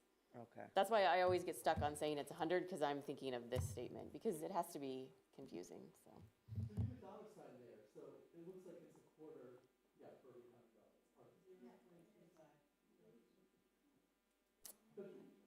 Yeah, so it's a quarter of a cent, it's a quarter per $100, and it's $2.50 per $1,000. I agree with George. I think it is confusing because it has the dollar sign and the cents. If that was to actually be more consistent, it'd be, $0.25 for every 1,000, as Eric mentioned. Okay, so I could be wrong. That, I don't know that we could edit that part. We'll look more into it, but there is some part of this that is by statute what we have to put in. And we did have an extensive conversation with the civil side of the state's attorney's office. So we could definitely look into, do we got to have that dollar sign and can it say cents and all of that? We could revisit it, but It indicates a denomination of money. That's what the dollar sign does. It's not a one. It's Sorry, could you use the microphone for that? Okay. the dollar sign indicates a denomination of money as opposed to the pound. Like that's what we're doing here, and it does say cents. I guess I just want to clarify what we're indicating when we include the dollar sign. Okay. okay, Mike and then Eric. Yeah, when it's written 0.25 per dollar, that's a 25% increase, not a 0.25% increase. So that's all. Yeah, It's I hear you. confusing. I understand. Okay. We will do more research about that. Yeah, I just want to make sure, a couple of things. That's a short amount of verbiage.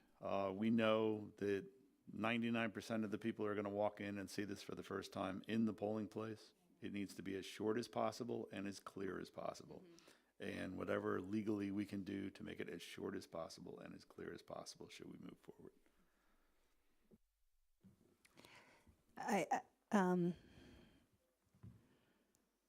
Next up is who is responsible for promoting the referendum question? Is there a budget?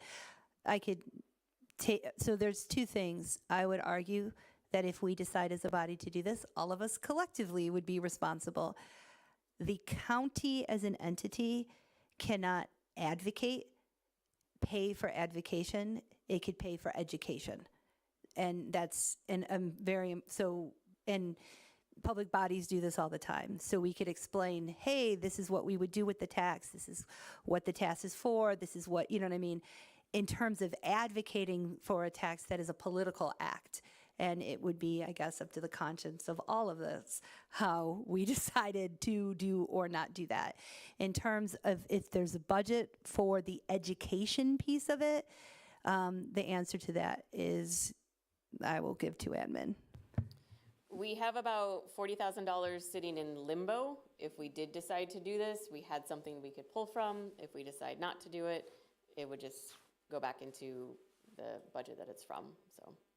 Yeah, we typically, between admin and the county board budget put so much money in for services as compared to commodities, since we've talked so much about commodities.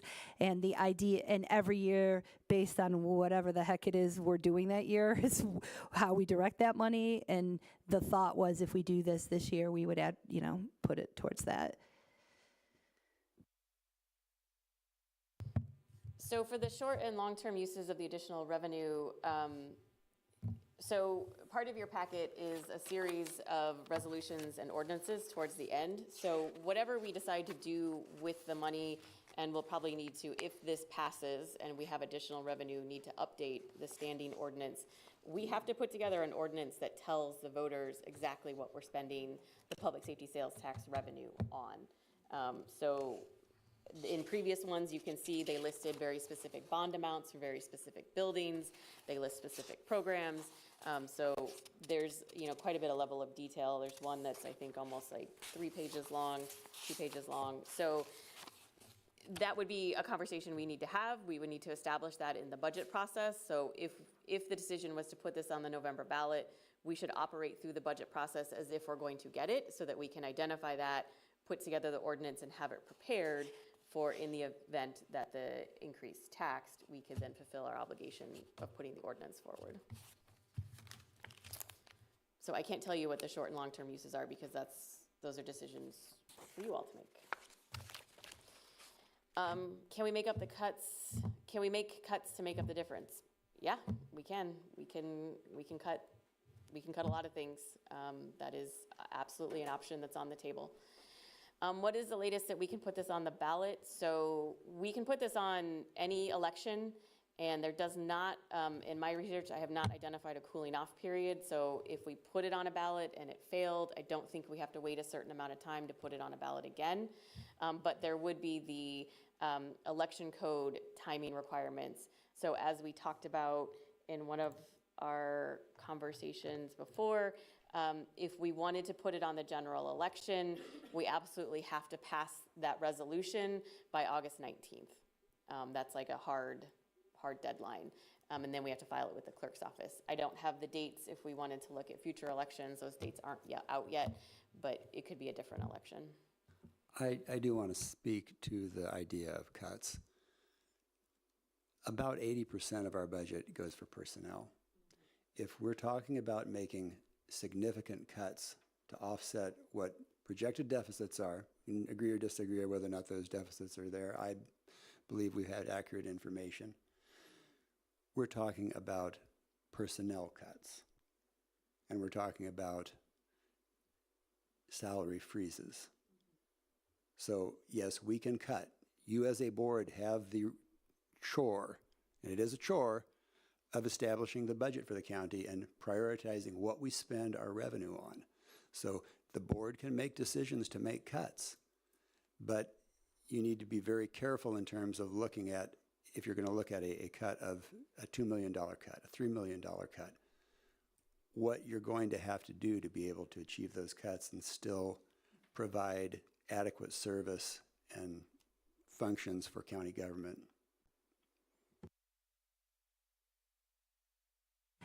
I want to talk a little bit about, so we as a body can decide to put this on the ballot at any time.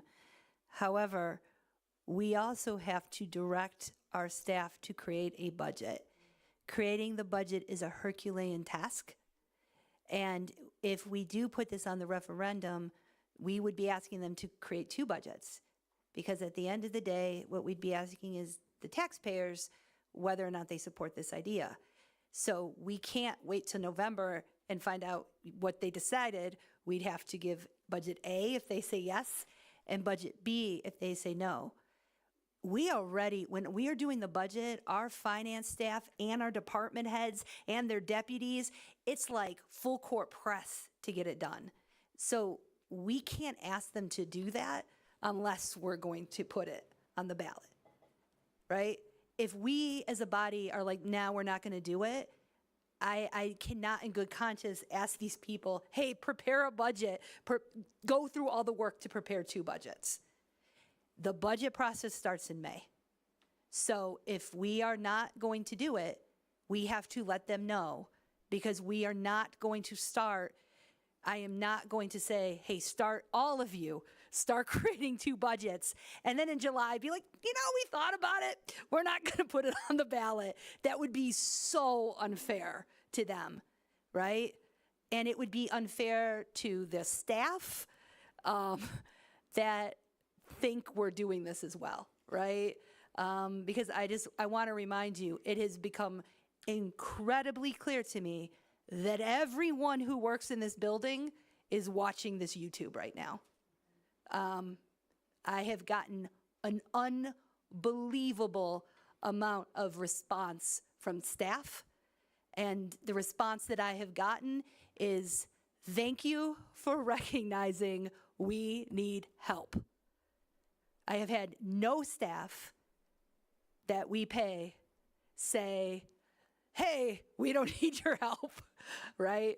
The overwhelming response that I've gotten from the staff that I run into when I come in here is like, I'm really glad the board sees us. I think some of that might be directed at you. I would also add, not only do we have the budget, but we have ASME negotiations this year for the new contract that starts in 2025. So the sooner we have direction on, like, is there a possibility of the comp plan and equity and raises, or are we going to be going in there with best case scenario is everything stays where it is? That's information we need early on as well, because the AFSCME contract tends to set the non-bargaining salary schedule as well. So aside from like 1 or 2 departments, that's all of our staff. Like everyone is going to be impacted by that decision going into these negotiations.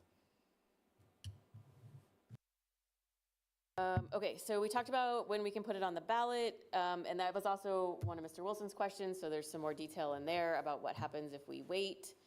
I think it's one of the last questions. Where is the increased revenue going? Again, that is a decision for you all to make and for us to codify in an ordinance for the taxpayers to be aware of. I would suggest that if the decision is to put this forward on the ballot, that we hold a very robust series of listening sessions all across the county, targeting all of our demographics in everyone's district, and getting input from everyone's constituents on what they think the county is lacking and what needs to be supported in terms of their use of county services. And I think that would give you a lot of very useful information as to what to actually do with the increased revenue.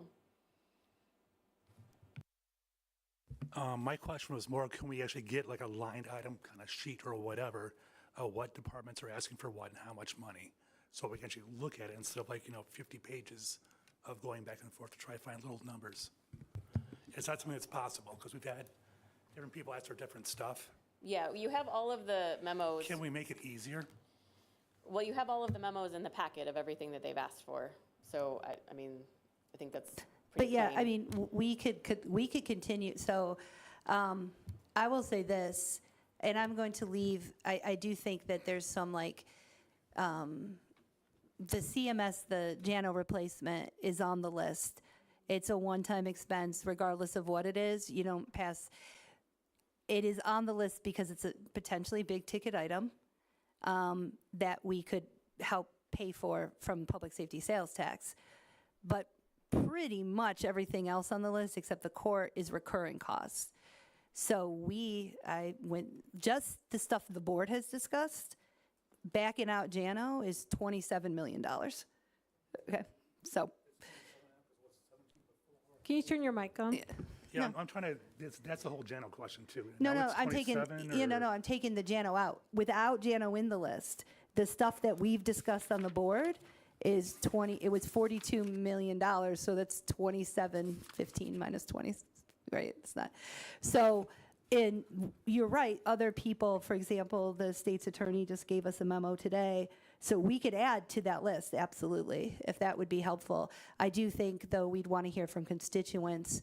I think we'd want to, and I think this gets to Lorraine's question, is looking at how did we measure up from what we said we would do with the first task to what did we actually do. All of that kind of process of deciding, right, would be something that we would have to do as a body. Sure. Well, because my thing is too, I can't show my constituents memo after memo after memo after memo. They don't care. If I can show like a 2-3 page list of what maybe things we're looking at, how much they're going to cost, that's something they can actually understand. Well, and we have the spreadsheet that we made at the, I don't know if that was just a finance committee, was that during a COW, where Stephanie went through the entire list. So there is a spreadsheet, and I can add it to the email that I'll send out with all of the links. But we've done that. We've made a spreadsheet list by number of what we've been talking about so far, which again, is not something that you have codified. So it is not like for sure that's how we're spending the money. And so when I look at the previous public safety sales tax in my district, I think we both can agree that nothing has been done in our district. None of that money went to District 6. So that's why I do have hesitation. According to AARP, American Association of Retired Persons, states with the highest sales tax, Tennessee comes in at number 1. After that is Louisiana, Arkansas, Alabama. Illinois is ranked as the 7th highest sales tax, or combined local and state sales tax. Alaska, Delaware, Montana, New Hampshire, and Oregon have no state or local sales tax. Tennessee has high sales tax, but does not impose individual income taxes. According to United States Department of Housing and Urban Development, HUD, Illinois is ranked the 5th among states with the greatest number of foreclosures. So I just want the board to keep those numbers in mind. You can research it as well. I think right now is just not a good time to impose a new tax. Thank you. So we're still doing the questions. So next up Oh, is. actually, I still, Yep. if I may too, I'm not asking just for a list of like, I'm looking for all possibilities. You know, whatever's on the table that we possibly could use some money towards. Are you asking Well, I what? think the spreadsheet was it everything we could spend the money for? Was it, you know, if we have more money, we could spend it on this, we have less, we could spend it on that? Well, there's certain things that public safety sales tax can be spent on. Are you asking like what the things that it can't be spent on are? Or? No, I mean, do we have a comprehensive list, or we just have a list towards how much we might make? You want to know the revenue increase? It's 6.5 to 7 million is the estimated increase. Okay. That's what I was asking. So they're keeping, everybody else is keeping to that amount of money? Or are they asking for over that money? They're probably or? asking for all the things they can think of, and then the board gets to pare that down. Yeah.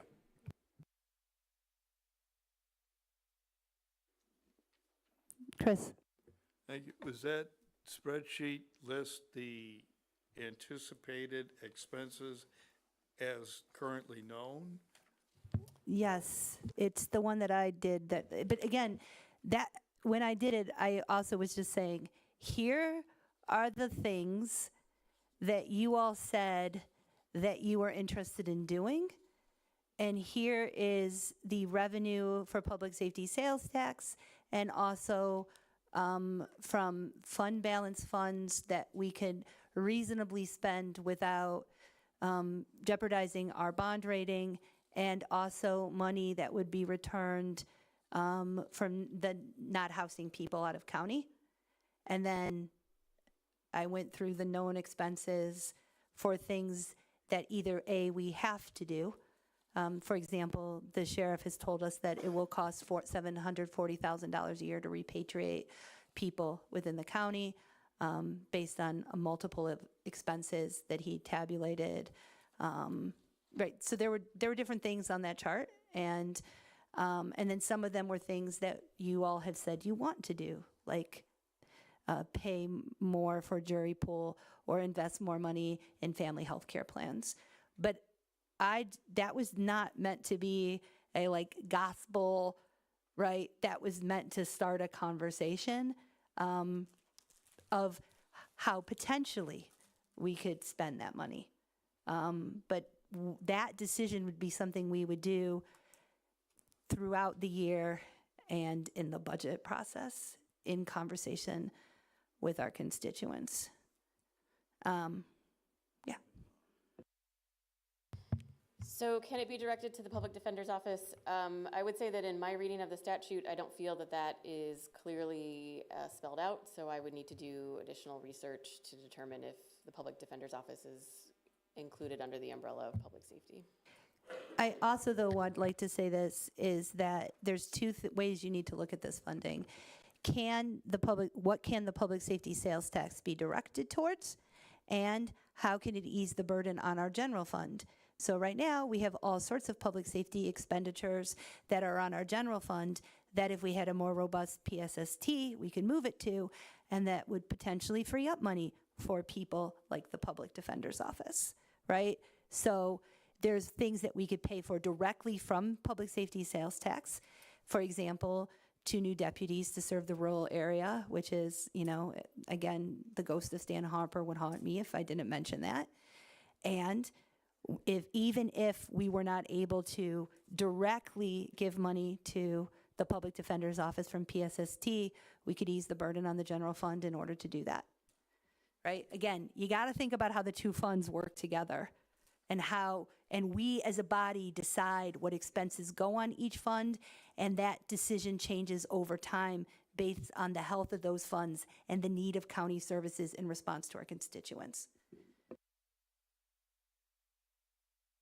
And then the last question, can we do a historical review of the first public safety sales tax? So my understanding is that we are asking, can we look at what that money was stated it was being used for, and then how was it actually used? So that will, of course, require some time and some research. I'm an historian and I love that kind of stuff, so I would love to do that. I think that'd be, and my first thing I'll do is interview Lorraine. Yeah, we're talking about what we can't do and what we can do with the money, but we don't have a list of what we can spend this money on. It's just a guess of what you all saying that we can't do with it. We need to know actually what can we do with it. Is there a list, or what can you? So the statute gives us a very vague, not particularly useful statement, which is essentially that can be used for crime prevention, detention, firefighting, police, medical, ambulance, or other emergency services. So when we drill down to specific things that we're talking about, then we have to have a lengthier conversation with the civil division to identify if there's been any situation where that specific thing has been deemed not allowable under this statute language. So as of right now, we've found how we can use the money in cooperation with how the statute is worded. And I haven't heard us talking about anything except for the Public Defender's Office specifically. If you wanted to pay directly out of the public safety sales tax, that's the only thing I've heard that we would need to thoroughly research to see if that's allowable. Can the board see where the previous public safety sales tax has went? Yeah, so you have the resolutions in the packet with you now from the inception, actually from the vote to put the question on the ballot, and then all of the ordinances that went through to determine how the money was being spent. And then, as we just said with the last question on the historical review, we'll dig out the financial records. They'll be real ugly looking because they're going to come out of the AS 400, but we can look at how that money was actually spent in comparison to the ordinance. All right, so that's the last question. So we're going to switch and we're going to go reverse order this time. This is where we're going to ask each of you for where you are on this right now, because then I'm going to give the meeting back to Mr. Summers to try to summarize the current intent of county, or the discussion and decision on budget directions for fiscal year 2025. Because again, there are calendars and our budget process starts on next month. So if we as a body are thinking about doing this, we need to let our staff know. And if we're not, we need to let them know that. So this time we're going to start with Lorraine.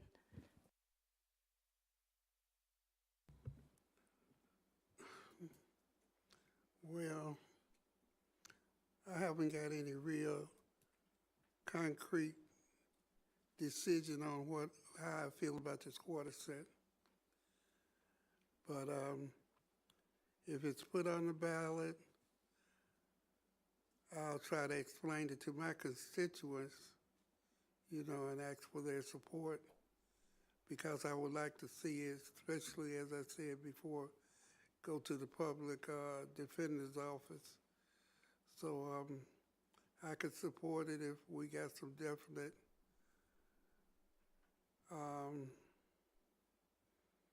decisions on what we're going to use this money for. Thank you very much. What is the question we're actually asking here? I'm a little bit confused. Are we asking to do two different budgets? Yeah. Or? Do Give me you a little- support a public safety sales tax? That's the question. I don't know yet. I need more information. Okay.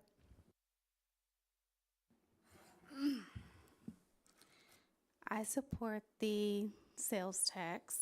I am a strong supporter of improving the county employees' lives.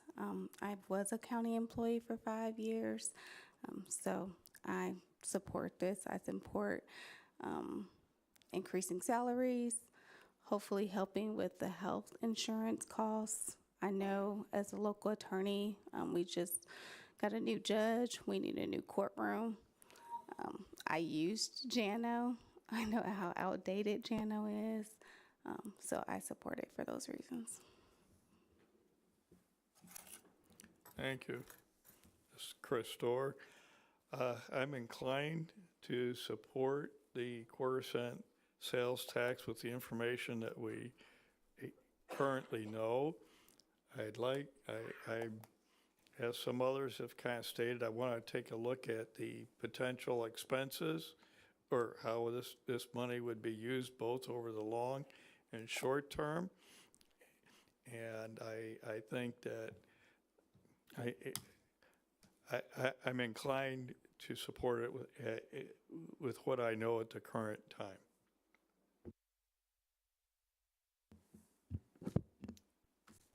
For District 8, I am strongly and enthusiastically in support of adding this to the ballot. I just want to highlight again a couple things. That's $250 for every $1,000 spent, and that's not on groceries. That's not on medicine. This would be clothing, stuff like that. And if we go down the list of what this can be spent on, I think if we consider the benefits, say, to the public defender's office, or how, and again, I'm going to return this point in just a second, when we look down the list of what we can do with it and all the good that we can cause, what we can do with that money, I think it's a justifiable way to ask somebody to spend $2.50. I also just want to highlight here the agency that we have as county board members in the budget process, and also the mechanisms that we have to address some of these problems that we've seen. I don't think that there's a person in this room who walks away thinking that we're okay. Well, maybe one.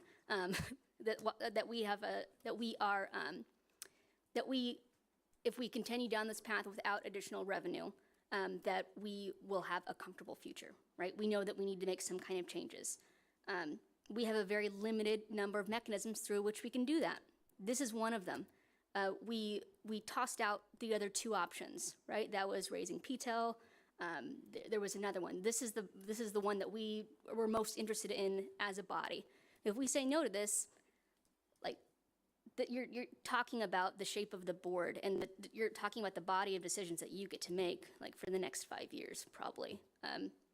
So I just wanted to keep that in mind. And then finally, for those who are following along at home, I wanted to draw everybody's attention to the letter from Travis Woodcock, the budget director. This is on page 1 of your packet, especially pertaining to the financial forecast and how that works, and I guess contextualizing that with the presentation from last week. Thanks.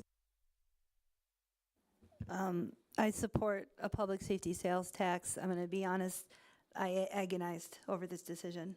If you had said to me that I would support a sales tax when I first got on this board, I would have laughed you out of the room.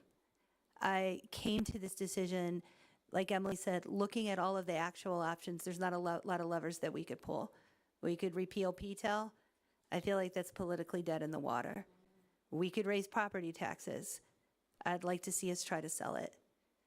I think that if we as a body say, this is the kind of county we think that you deserve, and we all get behind it, I think we could pass a public safety sales tax, and I think it will make real and material difference for our employees and the constituents that we try to serve. Since I've been finance chair, I have had hundreds of conversations with every elected official, with their staff. The thing that they say the most to me is, why doesn't the board see us? Why don't they understand what we need? Where are you? I've had heartbreaking conversations, frustrating conversations. I have been yelled at by almost every countywide elected official multiple times. And their answer is always like, I have to have this. And I'm like, I get it, but I don't have it to give you.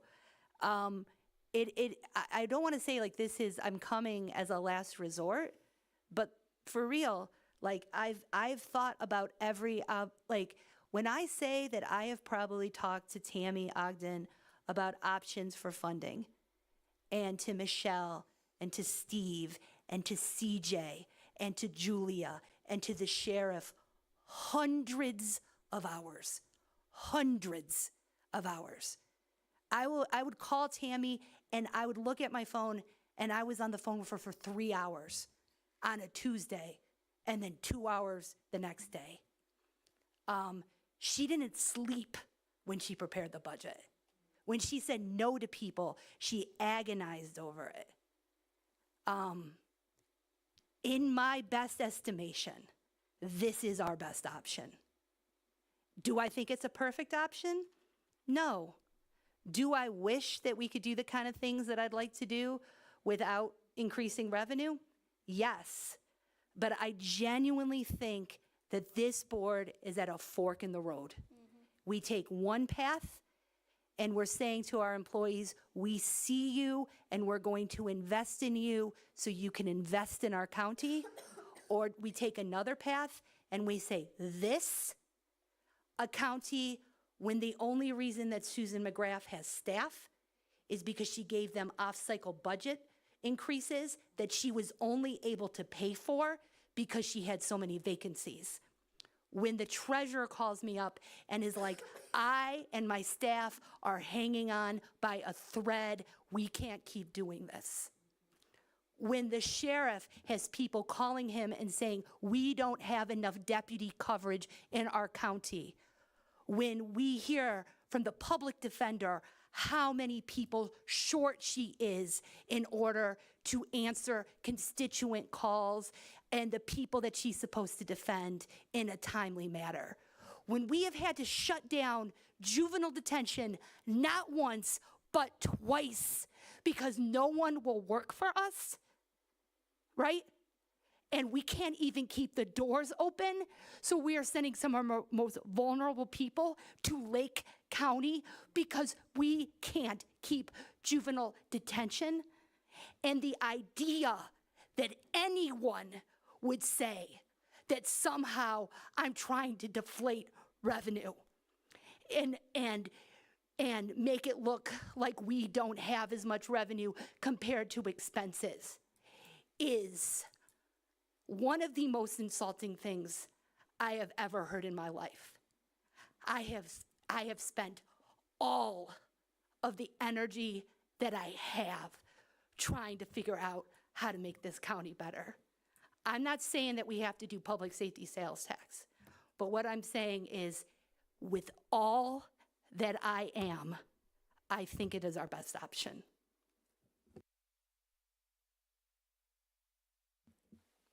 I'm going to support this. I think we're handicapped by PTEL. I think PTEL was some nightmare scenario for these people who turned the word tax into an evil word, and that started back with Reagan. And we're never going to dig out from under that. I spend too much time in Europe, and I see where people just pay their tax and enjoy a wonderful standard of living and have things covered like health insurance where they're not worried about it. So it's a big disappointment that we have to sit and even to discuss this. It should be on the ballot. And because I've had about 8 hours sleep in the past 3 days, I'm going to do my Part D right now. And Michelle, you can write this down. I want to support the personnel of this county because that's our main focus and the biggest part of our budget. I want to focus on retention in JDC, in the sheriff's office, and in the defender's office, which means paying for those people to stay and paying them enough that they can afford to do it. And that should be the main focus of our budget going forward.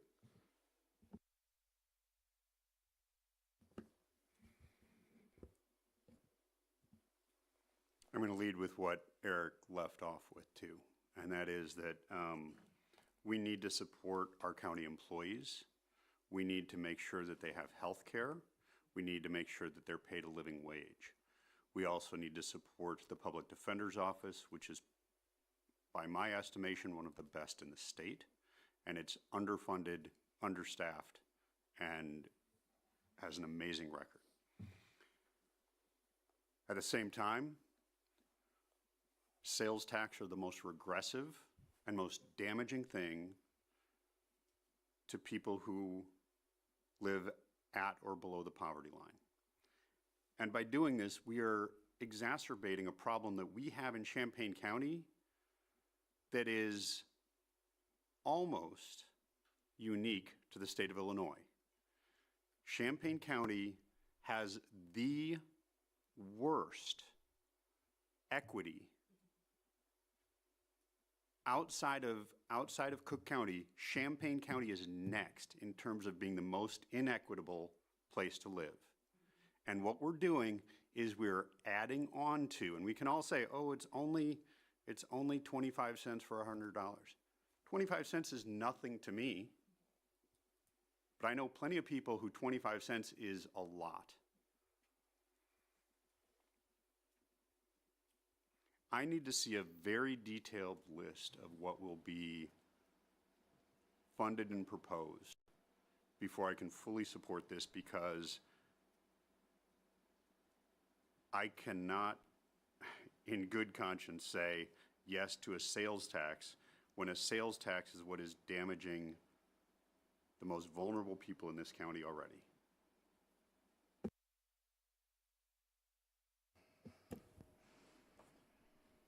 This is the danger of being almost halfway through the horseshoe. Everybody has said everything already.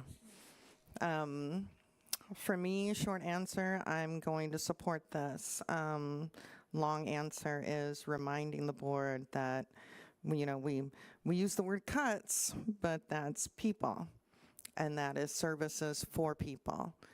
And for the next board, and the next board, and the next board, they will be living the onion lifestyle, peeling back a layer at a time until and crying the whole time as they're making cut after cut after cut.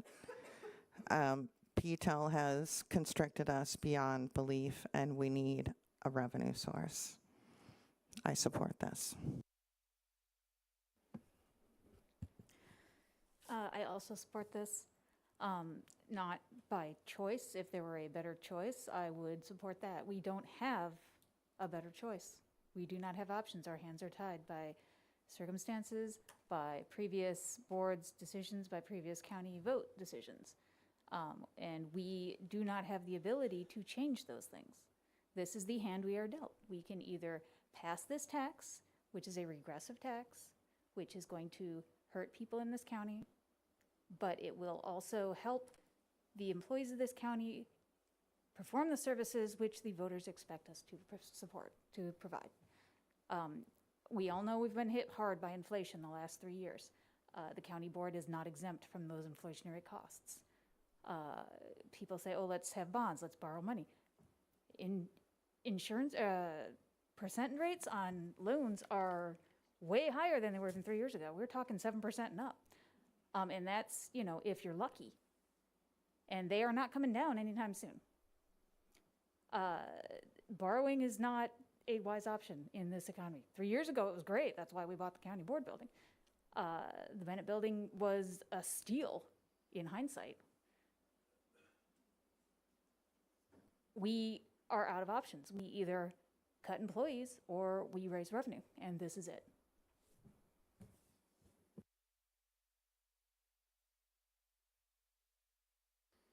I'm really proud of a lot of the work that has happened while I was on the board, not because of me, just because I was on the board at the same time it happened, in regard to improving the lives of the employees of our county. Those are employees from all the districts of our county, just so I'm clear. I don't want to go back. I don't want to take away from the progress we've made towards being the kind of employer that our county deserves. PSST affects some of our most vulnerable citizens from all of our districts. Those accused of crimes who can't afford their own defense, victims of crime, those who are in jail or kid jail, juvenile detention center, and their families. It affects all of those folks from all of our districts. And I absolutely want qualified and valued and well-provisioned employees in those places. That's very important to me and very important to my constituents. And I would assume all of our constituents, because that affects all of us. And those are the folks who are also working and living and shopping in our communities. And while I agree that sales tax is a regressive tax, I also work with a lot of the most vulnerable folks in our communities on a daily basis. And I have made a commitment to make good decisions for them. And the services that we provide are essential, and we need to figure out how to pay for them. So if I could sit around this horseshoe and look at folks like Stan Harper and Jim Goss, who also agreed that this was our best way forward, I suppose that this progressive liberal can also say, yeah, public safety sales tax, I'm in. Short answer is I support this. The more nuanced answer is there's only 196 days until the November election, so I need everyone who supports this to do their part, to educate people, to explain why this is our only option at this point between cuts or a new revenue stream. Necessary functions of government aren't there to turn a profit. They are necessary, they are required by law. We have to have a jail, we have to have a court system, we have to have all of these services that cost a bunch of money. They cost way more than the existing public safety sales tax. They cost way more than this proposed public safety sales tax. It takes from the general fund, so we can relieve the burden on the general fund with this small, albeit a burden. It's the lesser of all the burdens that we've talked about.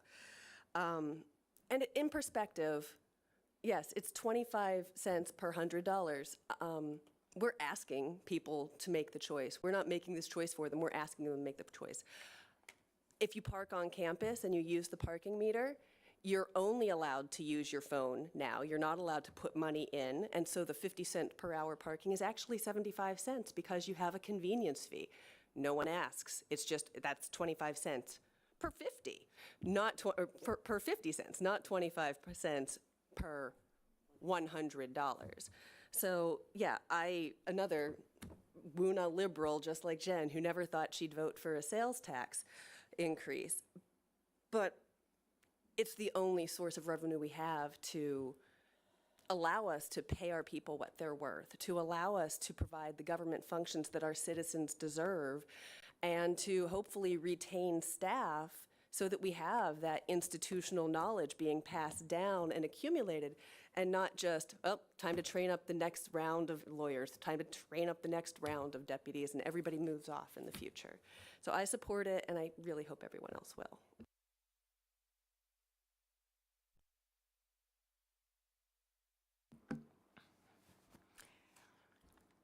So I got so many questions.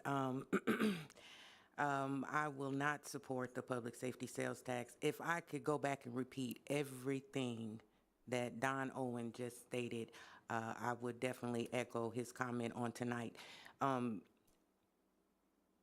My financial standards situation may not be the same as everybody else's, but what I'm looking at is, from the past public safety sales tax, has anything made my community look better? Where has those funds went to?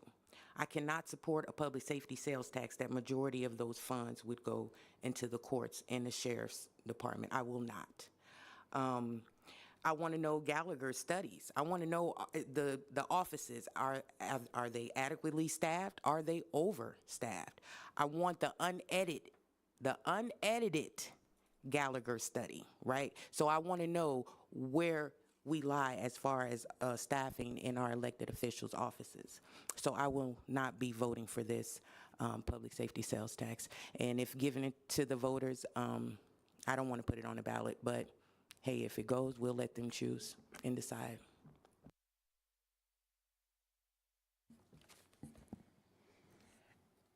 Okay. First of all, I just want to share a little story with you all. I have a granddaughter that is phenomenal. She is. And not just because she's my grandchild either, okay? She's a numbers person, okay?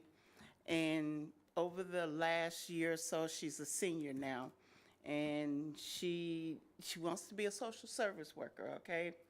And I told her, I said, okay, well, you know, when you're finished, come back home and get a job here. And she said, no, thank you, Grandma. Illinois peoples don't make enough money for me, okay? So even now she knows that here is not where she want to be, although here is where she lives, okay? That kind of did something to me, you know. You don't want to come back home and work, so yeah, that just kind of hurted me a little bit. But her knowing this knows that our county, our state, people don't make the amount of money that they're worth.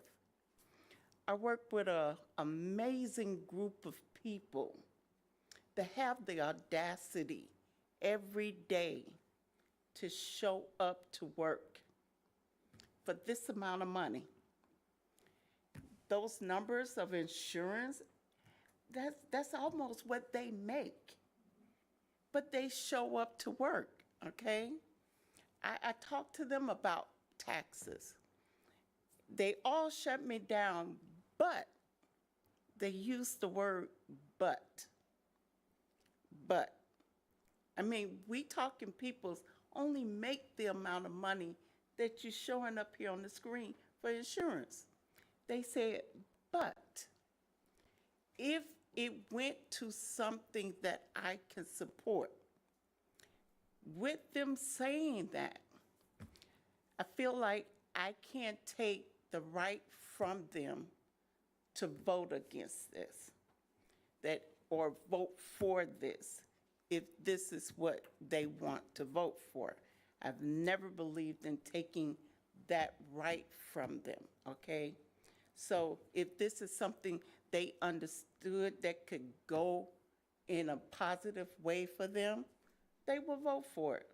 If they thought that it would go in a negative way for them, they will vote against it. But they have to have the ability to vote for it. So that's what I'm for, to be on the ballot so that the public can make their own decision. Okay, thank you. That was really beautifully said, Carolyn. I don't know. For my decision to put it on the ballot, I don't think I could say it any better than that. But I also understand, as many people have mentioned, the aggressive nature of the tax. My thoughts on that are, this is paying for the things that we need to have so that we can offer more of the services we want to offer, so that we can, because we have, yeah, I think it was Jen Locke who said we have to have the sheriff's office, we have to have the jail. By statute, we are required to have these things. And a public safety sales tax can definitely pay for those things. If that frees up other funds so that we are able to pay our staff more equitably, so that we are able to increase services that we offer as a county, I'm all for that. So I would definitely support having this on the ballot so at least the voters can make that choice.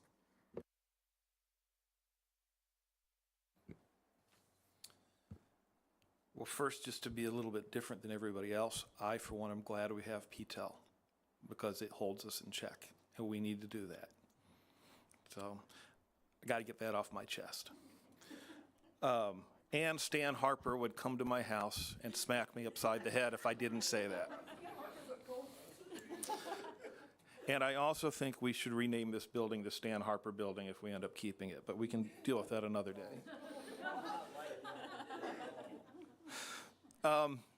I support putting this on the ballot. I believe we have obligations.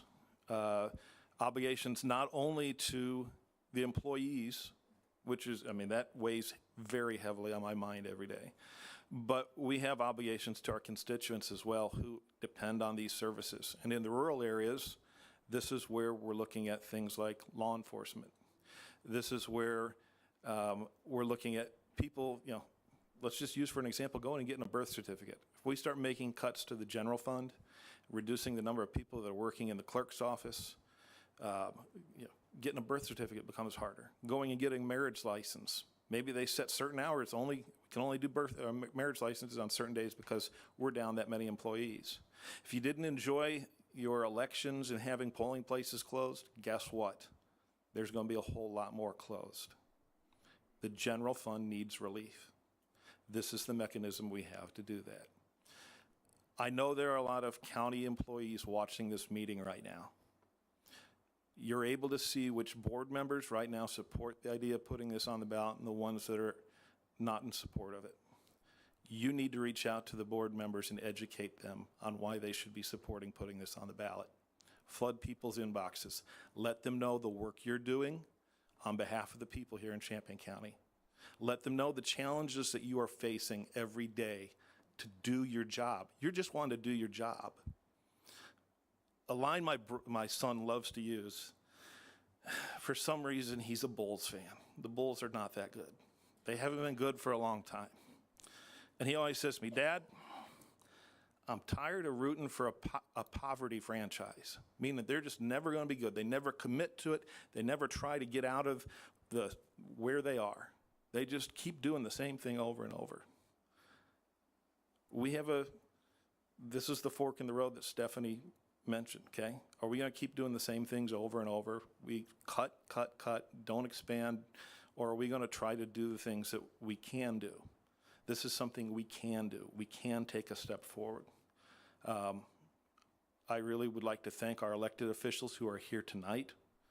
I know where they stand on it, and I look forward to working with you to pass this.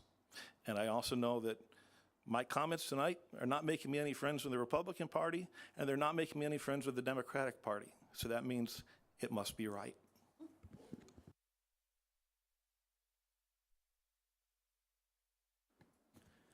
I have to admit, when I first came here, I was going to be a definite no.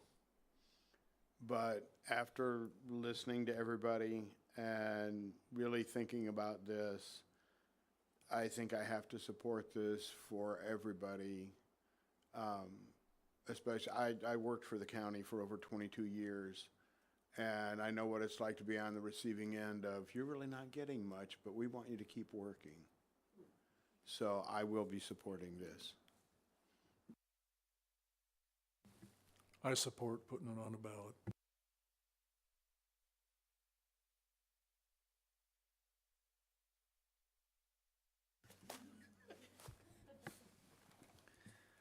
All the joys of being last instead of in the middle of the horseshoe.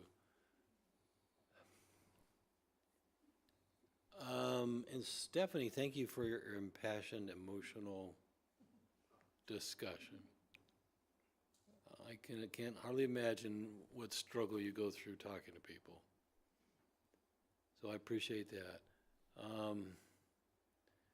Don is right about the regressive sales tax. That's difficult. I can honestly say that doesn't affect me, but I'm wondering, when does the straw break the camel's back? That's kind of my challenge. Because there isn't anybody in this room that hasn't had an increase in something this year. Whether it's your own medical insurance, home insurance, property insurance, car insurance, medical insurance, all those things have gone up. And then the cumulative impact on inflation right now is somewhere between 30 and 40% over the last 3 years.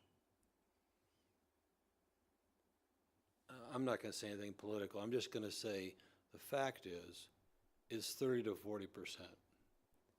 Some people are actually probably choosing whether they're going to buy groceries or less groceries,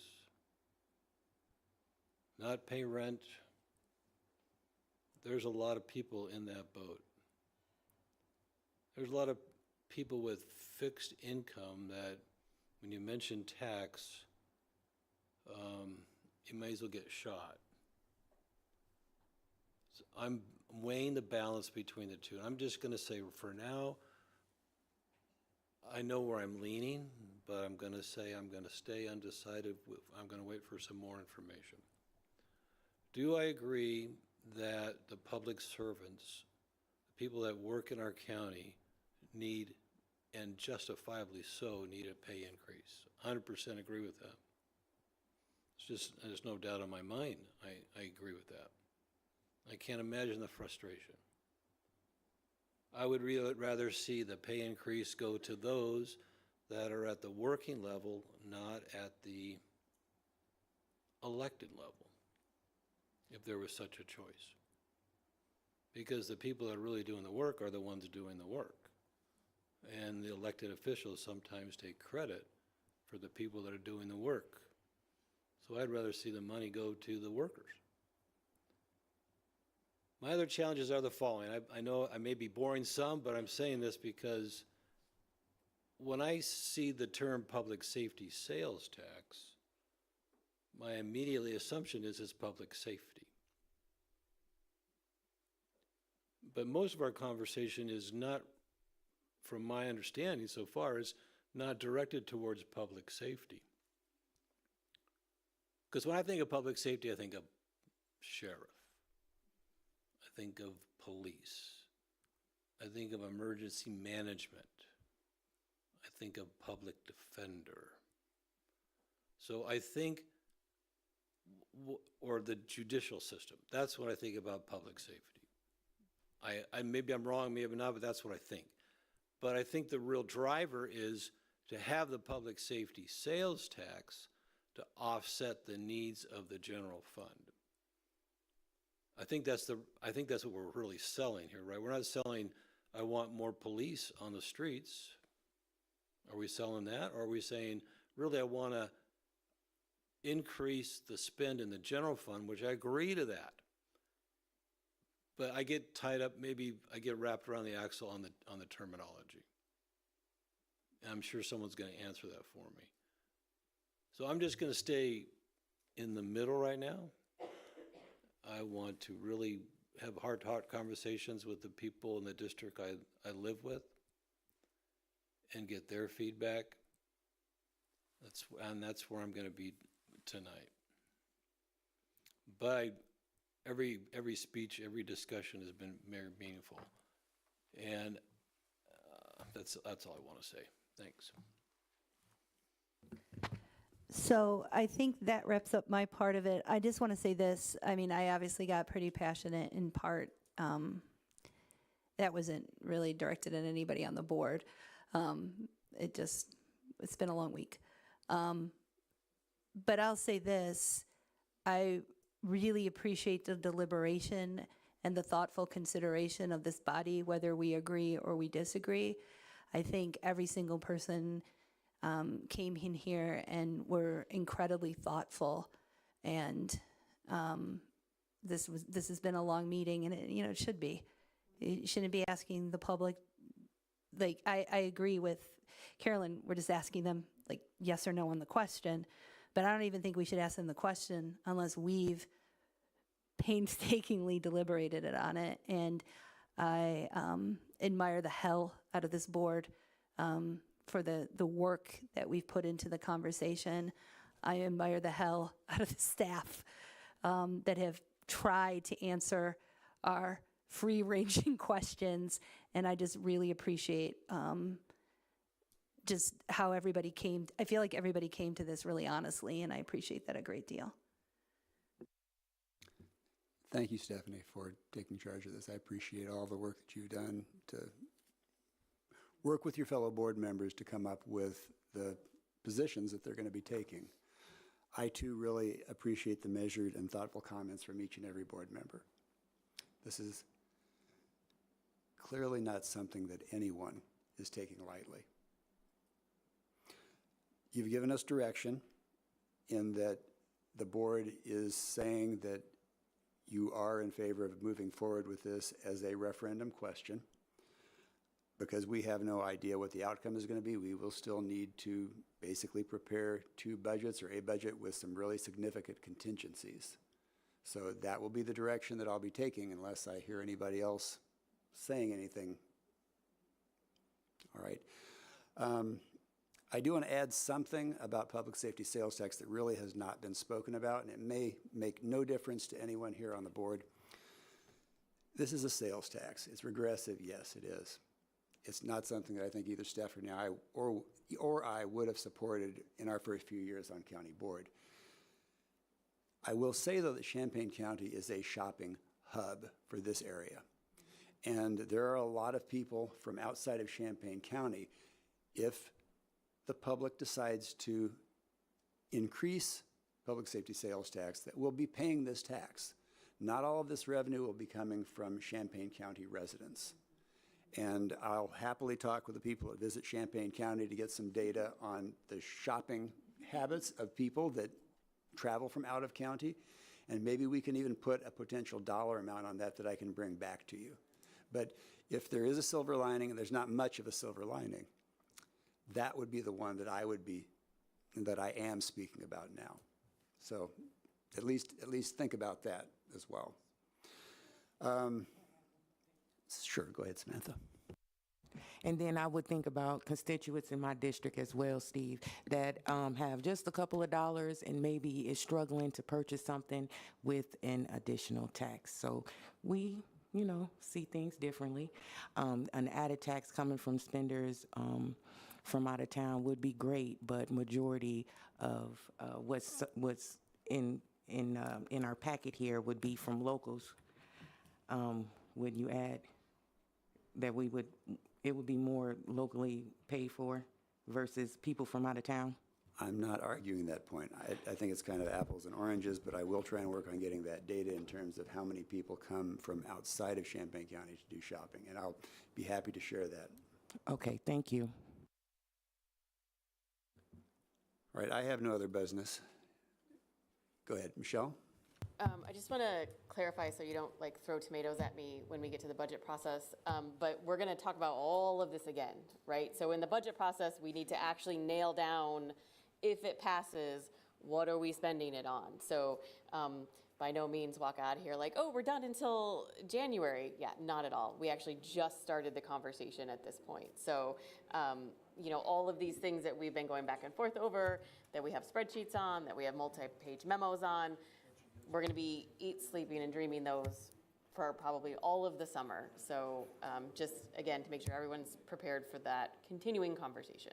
And for the board members that are concerned about where this funding will go, this body is going to decide where this funding goes if it's there. And you'll decide where the funding we have goes. That's your job as the county board, is to set the budget for the county. So, go ahead. Yeah, where the board decides where that goes is in the yearly budget summary when you look at that summary, correct? That's what I've been looking at. It's like, it's there. It says where it goes. So I just wanted to make sure that was where it was located. Chris? Thank you.